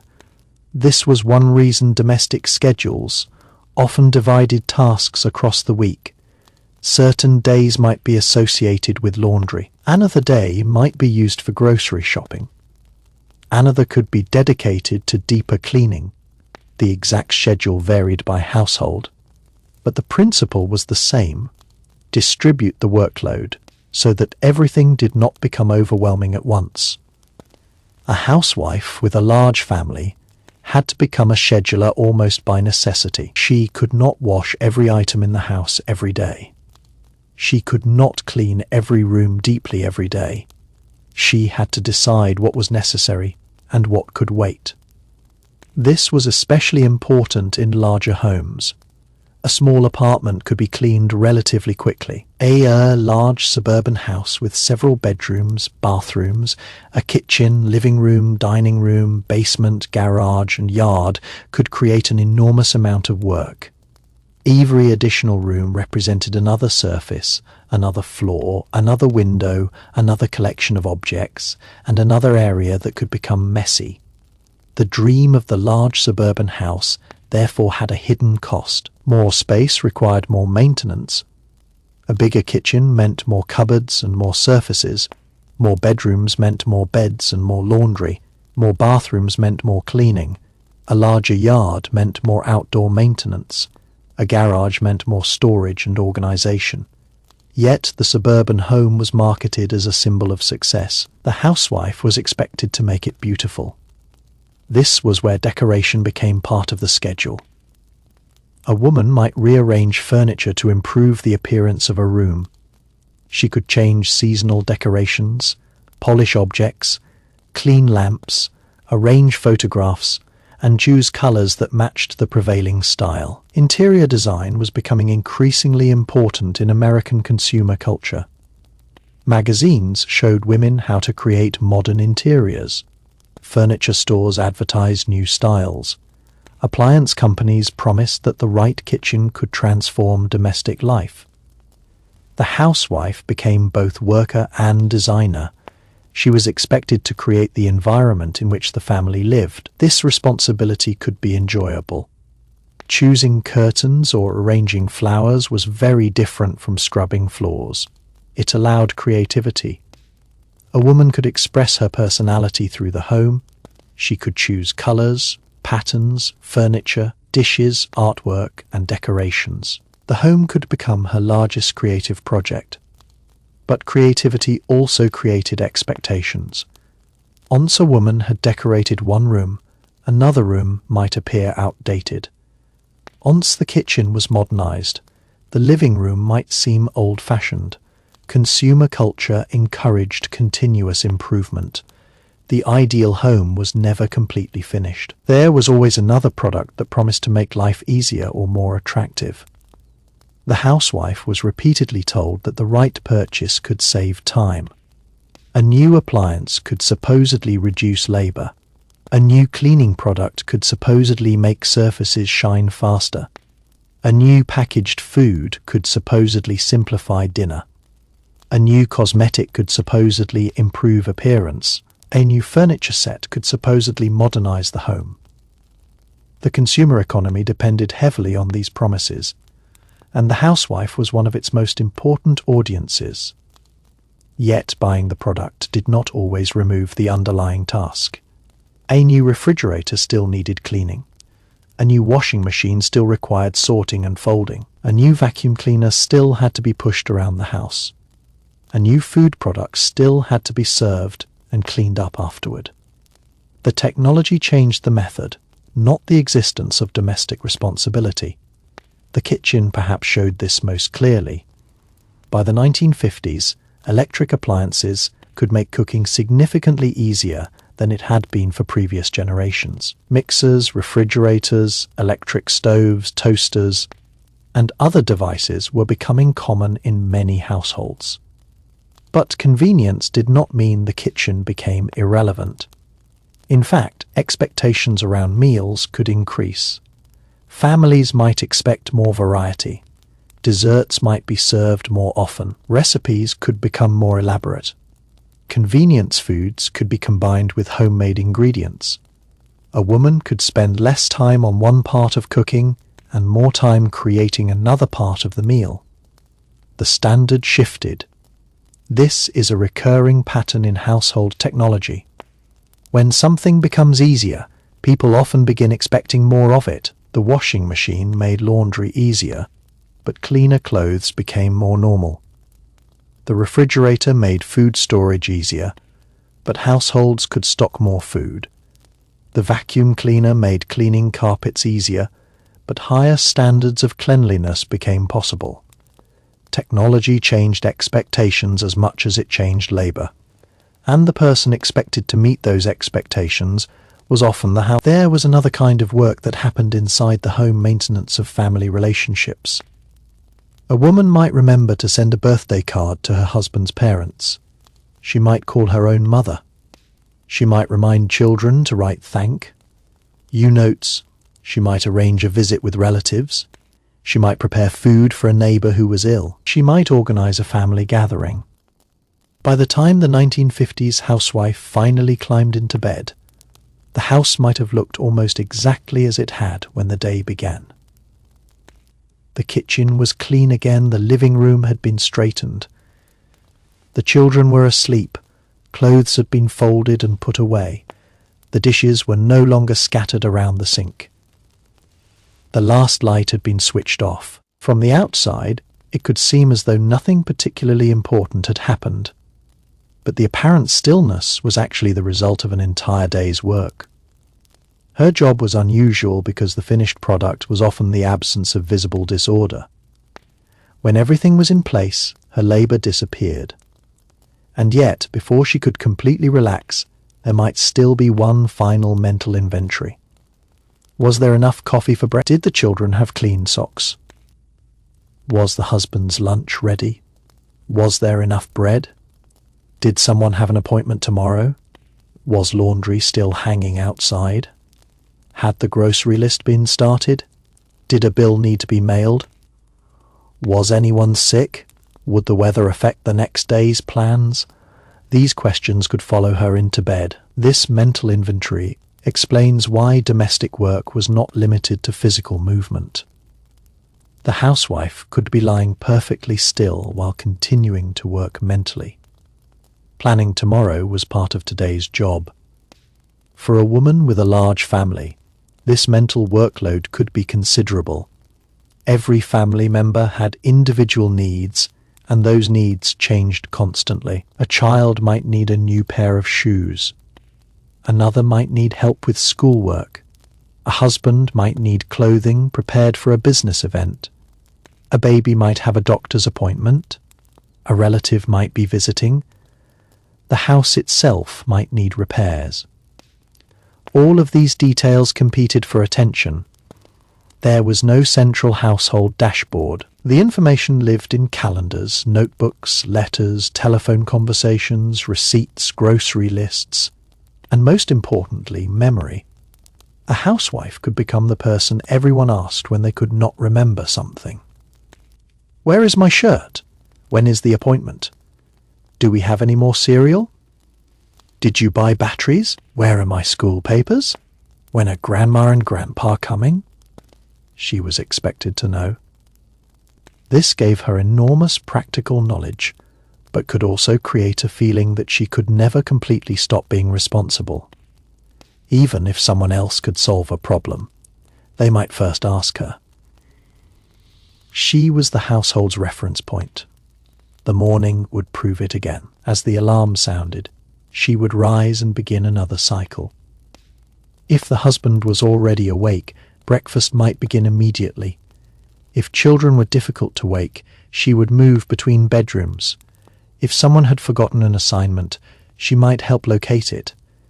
If the weather was cold, she might make sure everyone dressed appropriately. If rain was expected, umbrellas had to be found. The small details of getting out the door could consume a surprising amount of time. Children rarely moved according to an ideal schedule. One could not find a shoe. Another did not want breakfast. Another suddenly remembered something important. The mother had to keep the process moving. Then, eventually, the front door closed. The house became quiet, and she began again. The repetition could create a powerful sense of routine, but it also meant that there were few truly empty days. Even weekends and holidays carried responsibilities. On Saturdays, for example, the family might stay home longer. That meant more meals to prepare and more mess to manage. Children were not in school, so their presence affected the household throughout the day. The husband might be working on the car or yard. Relatives might visit. Grocery shopping might take place. Saturday could feel less like a day off and more like a different version of the work week. Sunday could be even more structured. Getting everyone ready for church could take time. Clothing had to be selected. Children had to be dressed and supervised. Afterward, there might be lunch with family or friends. The afternoon could be spent visiting relatives, relaxing, or preparing for the coming week. For many households, Sunday evening included preparation for Monday. School clothes were checked, shoes located, lunch plans considered, breakfast ingredients inspected, laundry completed. The house was reset. The housewife was preparing for another cycle before the current weekend had even ended. This pattern reveals how domestic labor could consume time even when no major event was happening. There did not need to be a party, holiday, or crisis. Normal life was enough. Normal life required constant maintenance. The home was constantly being used, and therefore constantly needed restoring. This is especially obvious when considering children. A child could change clothes several times in one day. They could play outside, come inside covered in dirt, eat a snack, leave dishes behind, play again, and return for dinner. Each activity produced work. The mother might wash the child's clothes, clean the floor, prepare the snack, wash the dishes, and repeat the process. Children also generated emotional work. They needed comfort after arguments. They needed reassurance before school. They needed help when frightened. They needed discipline when misbehaving. They wanted attention when the mother was busy. The housewife had to manage not only the physical household, but the emotional needs of its members. This could make parenting particularly demanding, because there was no clear moment when the job ended. A child could ask for help at any time. A teenager could suddenly need advice. A younger child could wake from a nightmare. A baby could cry during the night. The mother's availability was often assumed, and that assumption was deeply connected to the era's understanding of motherhood. A good mother was expected to be attentive. She was expected to know what her children were doing. She was expected to guide their behavior. She was expected to provide emotional support.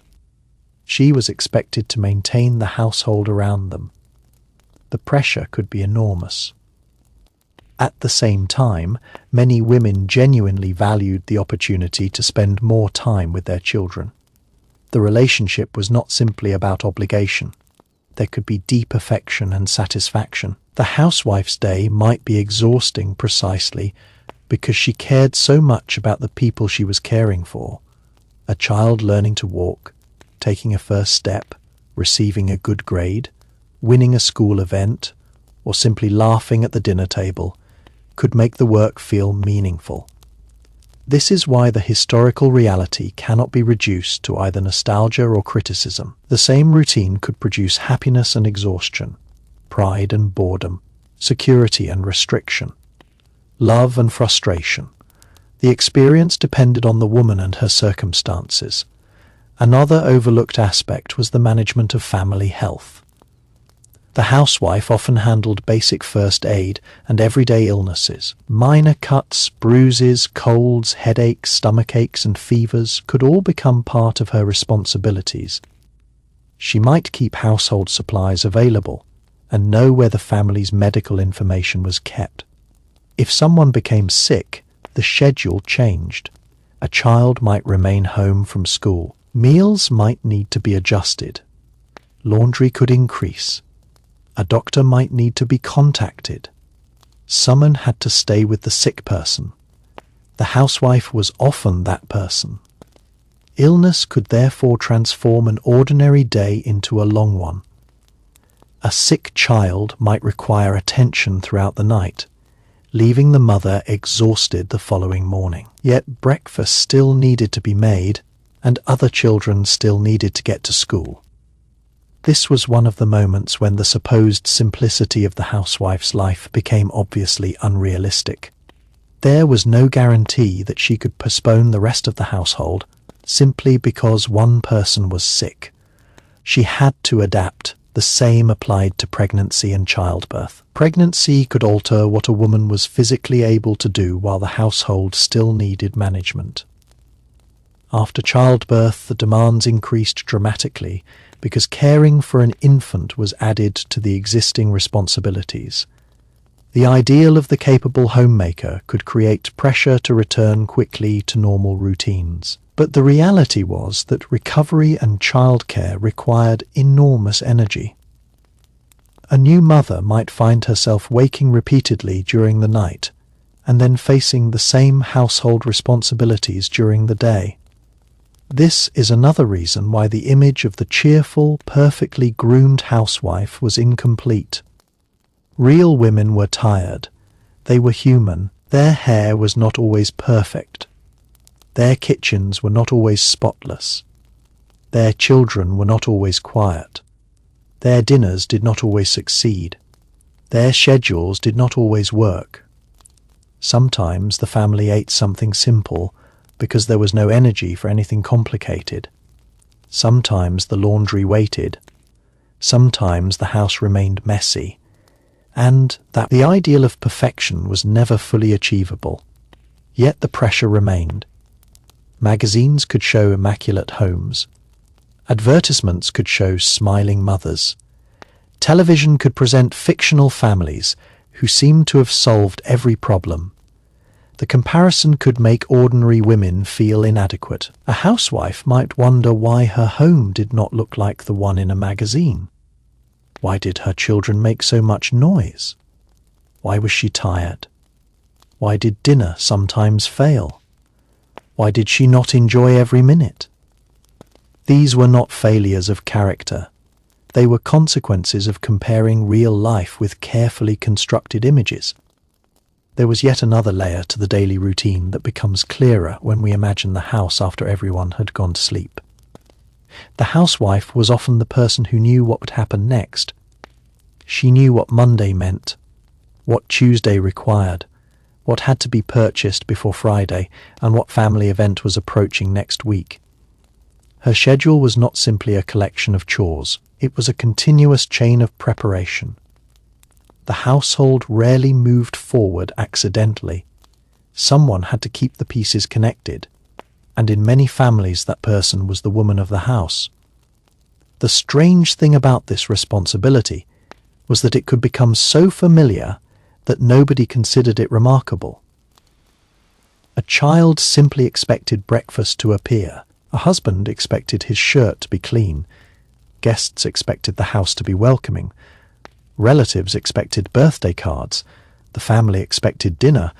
None of these expectations were necessarily spoken aloud because they were built into the culture of the time. The housewife was supposed to know what needed to happen without being told. This meant that the most important part of her work could happen before anyone noticed there was work to be done. She was preventing problems rather than solving them after they appeared. She made sure the pantry was stocked before it became empty. She noticed clothing becoming worn before it became unusable. She checked the children's school supplies before they ran out. She thought about dinner before anyone asked what they were eating. She prepared for guests before the doorbell rang. Prevention was one of her greatest domestic skills. If she did it well, the family experienced a smooth day. If she missed something, the missing piece suddenly became visible. A forgotten ingredient could delay dinner. A missing button could create a morning crisis. An empty milk bottle could complicate breakfast. A forgotten appointment could disrupt the entire afternoon. A child without the right school clothing could become embarrassed. The housewife was therefore constantly protecting the household from small disruptions. And small disruptions could be surprisingly exhausting. Imagine a morning when the electricity suddenly failed. The refrigerator stopped. The stove could not be used normally. The children were still hungry. The husband needed to leave for work. The housewife had to improvise, or imagine the washing machine breaking on laundry day. Suddenly, one of the machines she depended on was unavailable, and the entire schedule changed. Technology was helpful, but it also created new points of failure. The housewife had to learn how to work around them. This practical adaptability was rarely celebrated, but it was essential. The same was true of transportation. A car could make shopping and family travel easier, but a car could also break down. A tire could go flat. Fuel could run low. A child could become sick while the family was away. The housewife had to adjust. The suburban lifestyle depended increasingly on automobiles, and this often turned mothers into daytime drivers. They transported children to school activities, appointments, shopping trips, relatives' homes, and social events. What looked like freedom of movement could also become another responsibility. A woman might spend part of her day behind the wheel rather than inside the house. Yet the housework would still be waiting when she returned. This is why the phrase homemaker sometimes fails to capture the full scope of the role. She was not simply making a home, she was managing a small network of people, resources, schedules, and spaces. The home was the center of that network, but her responsibilities extended beyond its walls. The grocery store was part of it, the school was part of it, the church was part of it, the doctor's office was part of it, the neighborhood was part of it, the department store was part of it, the post office was part of it. The entire community could become an extension of the household. And the housewife often moved between all of these places. A morning might begin in the kitchen, continue at the supermarket, move to the school, then return home for lunch, and later involve another trip to pick up a child. The day could involve considerable travel, even though she did not have a conveyance. This is another reason why the idea that she simply remained inside the house is inaccurate. Many women were active participants in their communities. They attended meetings, they volunteered. They went shopping, they visited relatives, they attended church, they participated in school events, they met friends, they hosted gatherings. The home was the base from which these activities were organized. Social life also required preparation. If a woman planned to meet a friend for coffee, she might need to make sure the children were cared for. If she was attending a club meeting, she might prepare dinner in advance. If she was hosting the meeting, the house needed cleaning and refreshments. Even leisure had to fit into the domestic schedule. This could make personal freedom feel conditional. A woman might be free to go somewhere, but only after arranging everything that depended on her. She could attend an afternoon meeting because lunch was prepared. She could visit a friend because the children were supervised. She could go shopping because dinner was already planned. Her freedom often required preparation. This was one of the subtle constraints of the traditional domestic role. The housewife could have social activities, but she remained responsible for the household. If something went wrong while she was away, the consequences could fall back on her. This could encourage women to organize their lives very carefully. Some became extremely efficient. They combined errands, they planned shopping routes, they prepared food in advance, they organized chores by day, they trained children to help, they kept supplies ready. They developed routines that allowed them to leave the house without feeling that everything would collapse behind them. This efficiency was a learned skill. It was not automatic. A young bride entering marriage might have to learn how to manage a household through experience. Her mother might teach her, a relative might offer advice. Magazines provided suggestions. Household manuals explained techniques, but much of the knowledge came from doing the work repeatedly. The first year of marriage could therefore involve a great deal of learning. How much food should be bought? How often should clothes be washed? How should certain fabrics be cleaned? How much should be budgeted for groceries? How should guests be entertained? How should a household calendar be organized? How should meals be planned? The answers depended on the family. Over time, a woman developed her own methods. Her kitchen became organized according to her preferences. Her recipes became familiar. Her cleaning routine became automatic. Her shopping habits became efficient. She knew which stores had better prices. She knew which products her family preferred. She knew which chores could be postponed. The household gradually became an extension of her knowledge. This is why two homes in the same neighborhood could function completely differently. One woman might clean every room every day. Another might divide the house into sections. One might cook from scratch constantly. Another might rely heavily on convenience foods. One might enjoy entertaining. Another might avoid guests. One might keep a rigid schedule. Another might operate more casually. There was no single formula. The cultural ideal was more uniform than real life. This distinction becomes particularly important when looking at advertisements from the era. Advertising often presented the housewife as cheerful, confident, and perfectly organized, because advertisements were designed to sell an ideal, not document reality. A woman holding a vacuum cleaner was not necessarily evidence that vacuuming was enjoyable. It was evidence that companies wanted consumers to associate their products with modern domestic success. The same applied to kitchen appliances. A gleaming refrigerator in an advertisement represented freshness, prosperity, and convenience. A washing machine represented freedom from exhausting manual labor. A new stove represented modern cooking. But behind every machine was still a person. The housewife loaded the machine. She unloaded it. She folded the clothes. She cleaned the appliance. She managed the supplies. Technology reduced certain forms of labor, but it did not eliminate responsibility. In some cases, it even increased expectations. A family with a modern refrigerator could keep more food at home, meaning the housewife had more choices, but also more inventory to manage.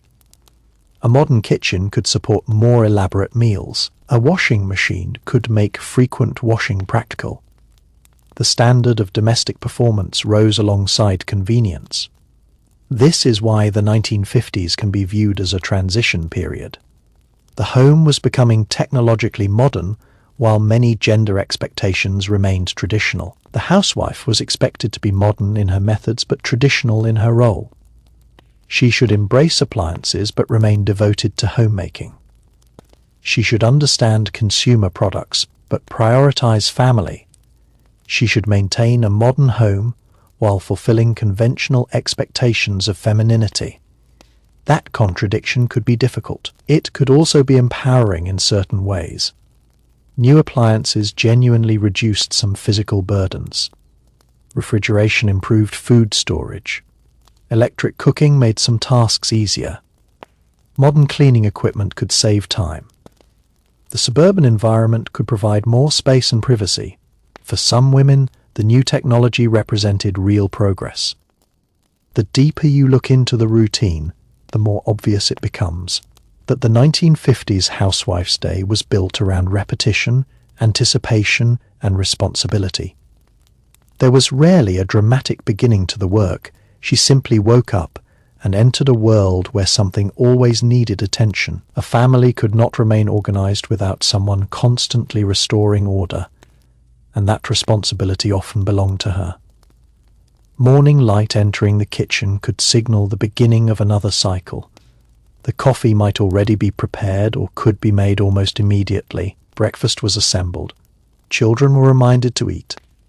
Lunches were packed, and the husband prepared for work.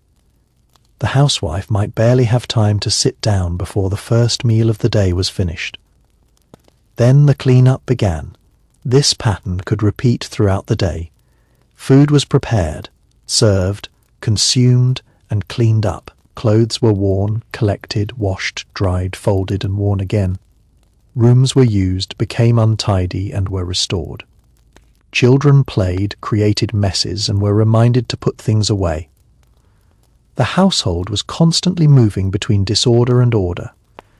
The housewife was often the person responsible for returning it to order. One reason this work could feel endless was that there was no final version of a clean home. A room was not finished forever. It was simply clean for a while.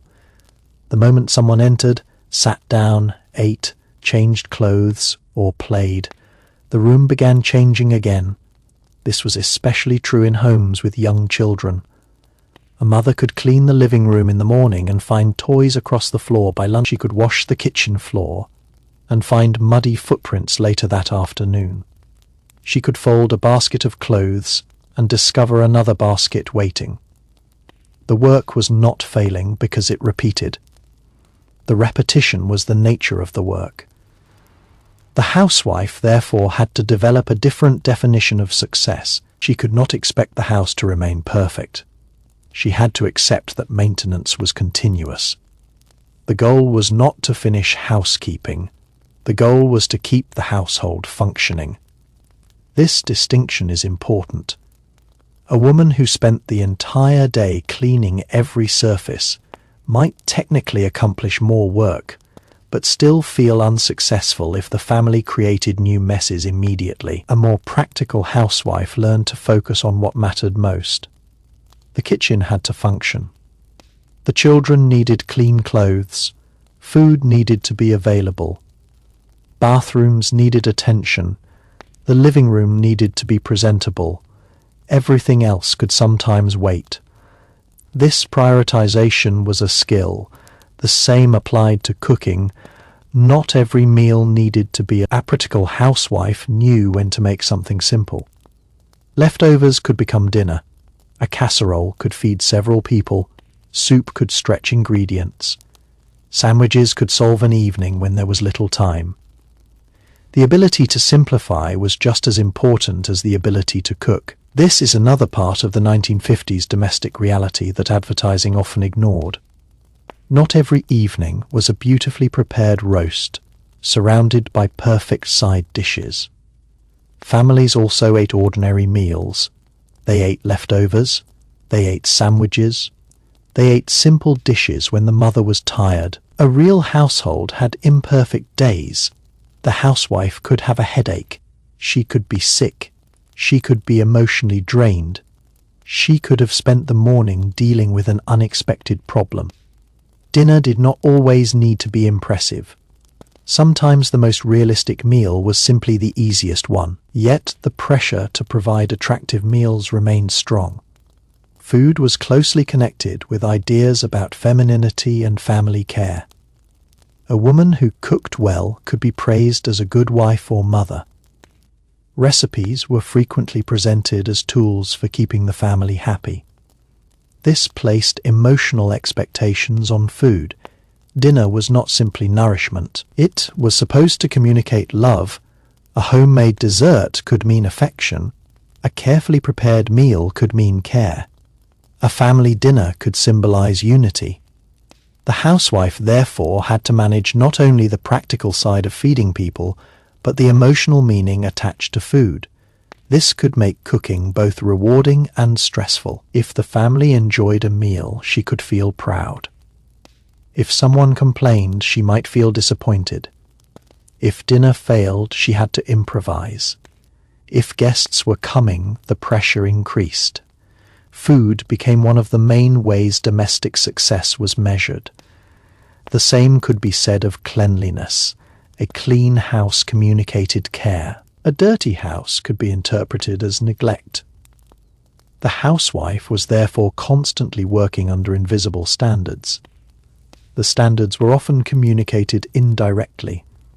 Magazines showed beautiful homes. Advertisements showed spotless kitchens. Neighbors had attractive houses. Television presented idealized families. These images created a sense of what a proper home should look like. The housewife compared her reality with those images. Perhaps her curtains were old. Perhaps the sofa had stains. Perhaps the children made too much noise. Perhaps the kitchen was too small. Perhaps she could not afford the newest appliance. The ideal could therefore create dissatisfaction as well as inspiration. Consumer culture offered solutions. Buy a new cleaner, buy a new appliance, buy new curtains, buy new dishes, buy new furniture, buy new clothes. The home could always be improved. The housewife was positioned as the person responsible for making those improvements. This was not necessarily malicious. It was simply how consumer culture worked. The domestic ideal created demand. The housewife became the consumer who could fulfill it. Her household decisions, therefore, had economic consequences far beyond her own family. Millions of women making small purchases helped shape entire industries. Cleaning products, kitchen appliances, packaged foods, furniture, cosmetics, clothing, home decoration. The modern American consumer economy was deeply connected to the domestic life of women, yet the housewife's work was rarely described using economic language. She was not usually called a manager. She was not called a logistics coordinator. She was not called a purchasing specialist. She was not called a nutrition planner. She was not called a childcare coordinator. But in practice, she often performed all of these functions. Her household was a small organization. She managed resources. She coordinated schedules. She monitored inventory. She handled purchasing. She maintained physical infrastructure. She supervised children. She arranged social events. She responded to emergencies. She planned future needs. The difference was that the organization was called a family. This becomes especially obvious during holidays. Imagine Christmas approaching. The housewife might begin planning weeks in advance. Gifts needed purchasing, wrapping paper needed buying, cards needed addressing, decorations needed finding, food needed planning, special meals needed ingredients. Children needed to be prepared. Relatives needed contacting. The house needed decorating. The holiday itself might last a day or two. The preparation could consume weeks, and after the holiday came cleanup. Wrapping paper had to be removed. Dishes washed, leftovers stored. Decorations packed away. laundry completed. The house returned to normal. Then another event would arrive. Birthdays, anniversaries, school events, church activities, family visits. The cycle continued. A housewife's calendar could therefore be full, even if she had no paid employment. There was always something approaching. The ability to look ahead was essential. This is why calendars, notebooks, recipe boxes, shopping lists, and household records mattered. Paper was part of domestic technology. A woman might write notes on a small pad beside the telephone. She might keep recipes in a box. She might maintain a wall calendar. She might keep bills in an envelope. She might write down grocery needs on a list attached to the refrigerator or tucked into her handbag. These simple systems were the information technology of the household. They helped her remember. And memory mattered because forgetting could create inconvenience. A missed appointment meant another trip. A forgotten ingredient meant another shopping trip. A forgotten birthday could hurt a relationship. A forgotten school requirement could embarrass a child. A forgotten bill could create financial trouble. The housewife, therefore, had to maintain a surprisingly large mental database. She was the person who often knew the details of everyone else's lives. This could make her indispensable. But being indispensable could also make it difficult to rest. If everyone depended on her, she could feel unable to step away. A weekend away might require extensive preparation. Who would feed the children? Who would handle laundry? Who would prepare meals? Who would know the household routines? Even taking a break could require work beforehand. This is one of the paradoxes of domestic responsibility. The person who needs rest most may be the person who has the hardest time obtaining it. The housewife could therefore develop small forms of escape: a coffee with a friend, a favorite radio program an afternoon, magazine, a short shopping trip, a walk, a church activity, a club meeting. A few minutes alone in the bedroom, these moments could be disproportionately valuable because they provided a temporary change of role. For a little while, she was not cleaning, she was not cooking, she was not organizing children, she was simply herself. The social world outside the home could therefore be important for identity. There was also the simple matter of keeping track of time itself. A 1950s housewife could not rely on a stream of digital reminders appearing throughout the day. Instead, the household often ran according to clocks, calendars, school bells, radio announcements, meal times, and habits developed over years. She learned to estimate how long certain chores took. She knew roughly when the children would return, when dinner needed to begin, and how much time remained before the husband came home. Her sense of time became almost instinctive. A glance at the clock could immediately trigger a mental list of everything that still needed to happen before evening. This was particularly important when several responsibilities overlapped. Perhaps she had a cake in the oven, laundry drying outside, a child doing homework at the kitchen table, and a telephone call she needed to make. She could not focus entirely on any one thing. She had to remember the others while completing the task in front of her. Domestic life demanded constant mental switching, and this could become one of the most exhausting parts of the day. The housewife also had to understand the personalities of the people around her. One child might wake easily while another needed repeated reminders. One might eat almost anything while another complained about every meal. One might be responsible with homework while another needed supervision. A husband might prefer dinner at a particular time or have certain expectations about how the household was organized. Managing these individual preferences could become another invisible part of the daily routine. A family was not a machine, and people did not always cooperate with the schedule. A child could suddenly refuse to go to school. A husband could arrive home later than expected. A relative could announce an unexpected visit. Someone could lose an important item. The housewife had to absorb these changes without allowing the entire household to fall apart. This ability to improvise was often more important than following a perfect timetable. A schedule might say that the morning was for cleaning, but if a child became sick, cleaning became secondary. A shopping trip might be planned for the afternoon, but if the weather became terrible, it could be postponed. Dinner might be carefully planned, but if unexpected guests arrived, the portions had to stretch. The successful housewife was therefore not necessarily the woman who followed the schedule perfectly. She was the woman who could change the schedule without losing control of the household. This required practical judgment. She had to know what mattered most. If the children needed attention, the dishes could wait. If dinner was nearly ready, the telephone conversation could be shortened. If the laundry needed to come inside before rain, another chore could be postponed.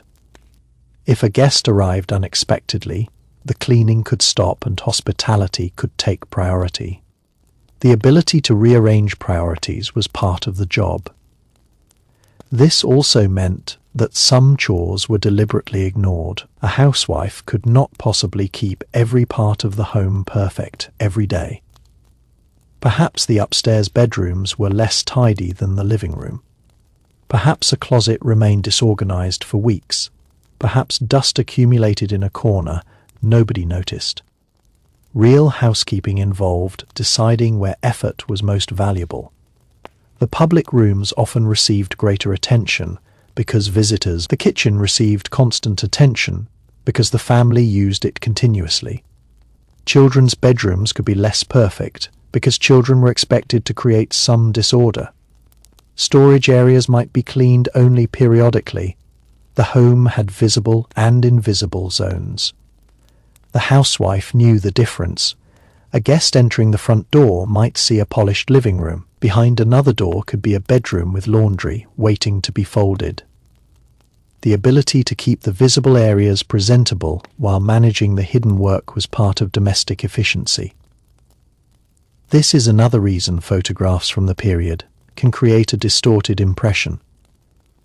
Photographs were usually taken in the most attractive parts of the house. They captured the dining table, the living room, the kitchen, or the family gathered together.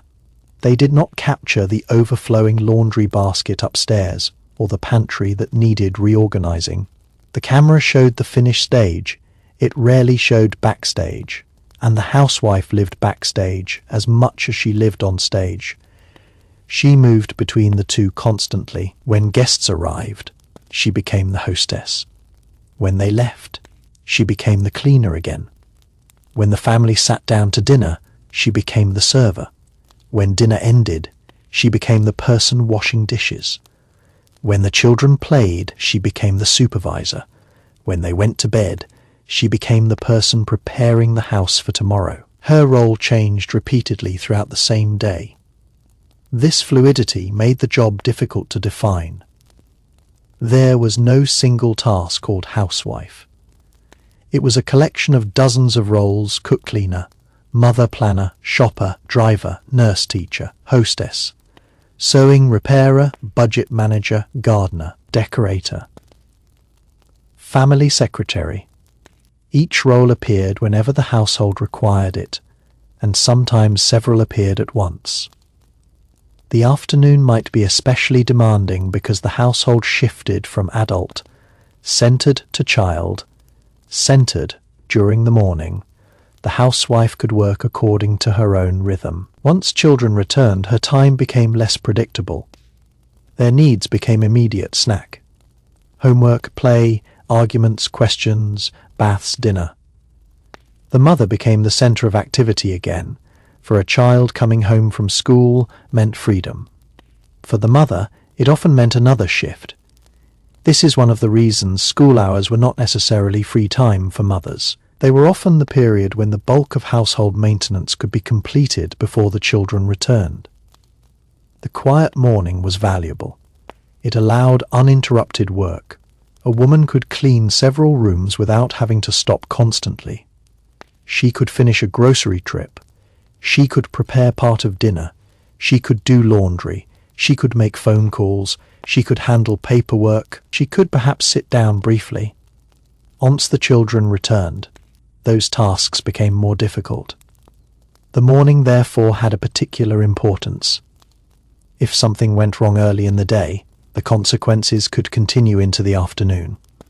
A delayed grocery trip could make dinner preparation difficult. An unfinished laundry load could remain until evening. A messy kitchen could become harder to manage once children returned. The housewife was therefore often trying to get ahead of the day's responsibilities before the family came home. This phrase, getting ahead, describes much of the routine. She was always trying to create a small amount of breathing room. If dinner was partially prepared by 3 o'clock, the evening would be easier. If laundry was finished before the children returned, the afternoon would be less crowded. If groceries were purchased in the morning, there was no need to make another trip later. If the kitchen was cleaned before lunch, the afternoon could begin with a fresh start. The goal was not simply completing chores. It was reducing future pressure. That required foresight, and foresight was one of the housewife's most important skills. There was also the challenge of maintaining personal appearance while working. The 1950s ideal often placed considerable emphasis on a woman's presentation. She was expected to look neat even when staying at home. Hair might be styled carefully, clothing coordinated, and makeup applied. The expectation varied by family and individual, but the cultural message was clear. Domestic work should not make a woman appear neglected. This created another strange performance. She could spend the morning scrubbing floors and then make herself presentable before the family returned. The transformation could happen quickly. Perhaps she changed her blouse, adjusted her hair, applied lipstick, straightened her dress. Then she appeared ready for the evening. The work itself remained hidden. There was also the question of exercise. The 1950s did not have the same modern fitness culture, but domestic work involved considerable movement, carrying laundry baskets, bending, standing, walking, shopping, cleaning, gardening, and caring for children could make the day physically active. However, the physical activity was not necessarily organized exercise. It was simply part of maintaining the household. The housewife could spend hours on her feet. This mattered especially in larger homes. Cleaning multiple rooms required walking back and forth constantly. Laundry might be carried upstairs. Groceries had to be moved from the car to the kitchen. Children might need attention in different rooms. Dinner preparation involved repeated movement between counters, stove, refrigerator, and dining area. The body was working even when the mind was occupied with something else. By evening, physical fatigue could be substantial. Yet the housewife might still have another round of cleaning to complete. This is why the concept of a second shift can help modern viewers understand the routine, although the 1950s housewife often had no first paid shift to separate it from. Her entire day could be one long shift, and if she also held paid employment, the burden could be even greater. Women who worked outside the home might return to a household where traditional expectations remained. Their paid job ended at a particular hour. Their domestic responsibilities did not. This created a particularly demanding schedule. They had to manage transportation, childcare, meals, cleaning, and employment.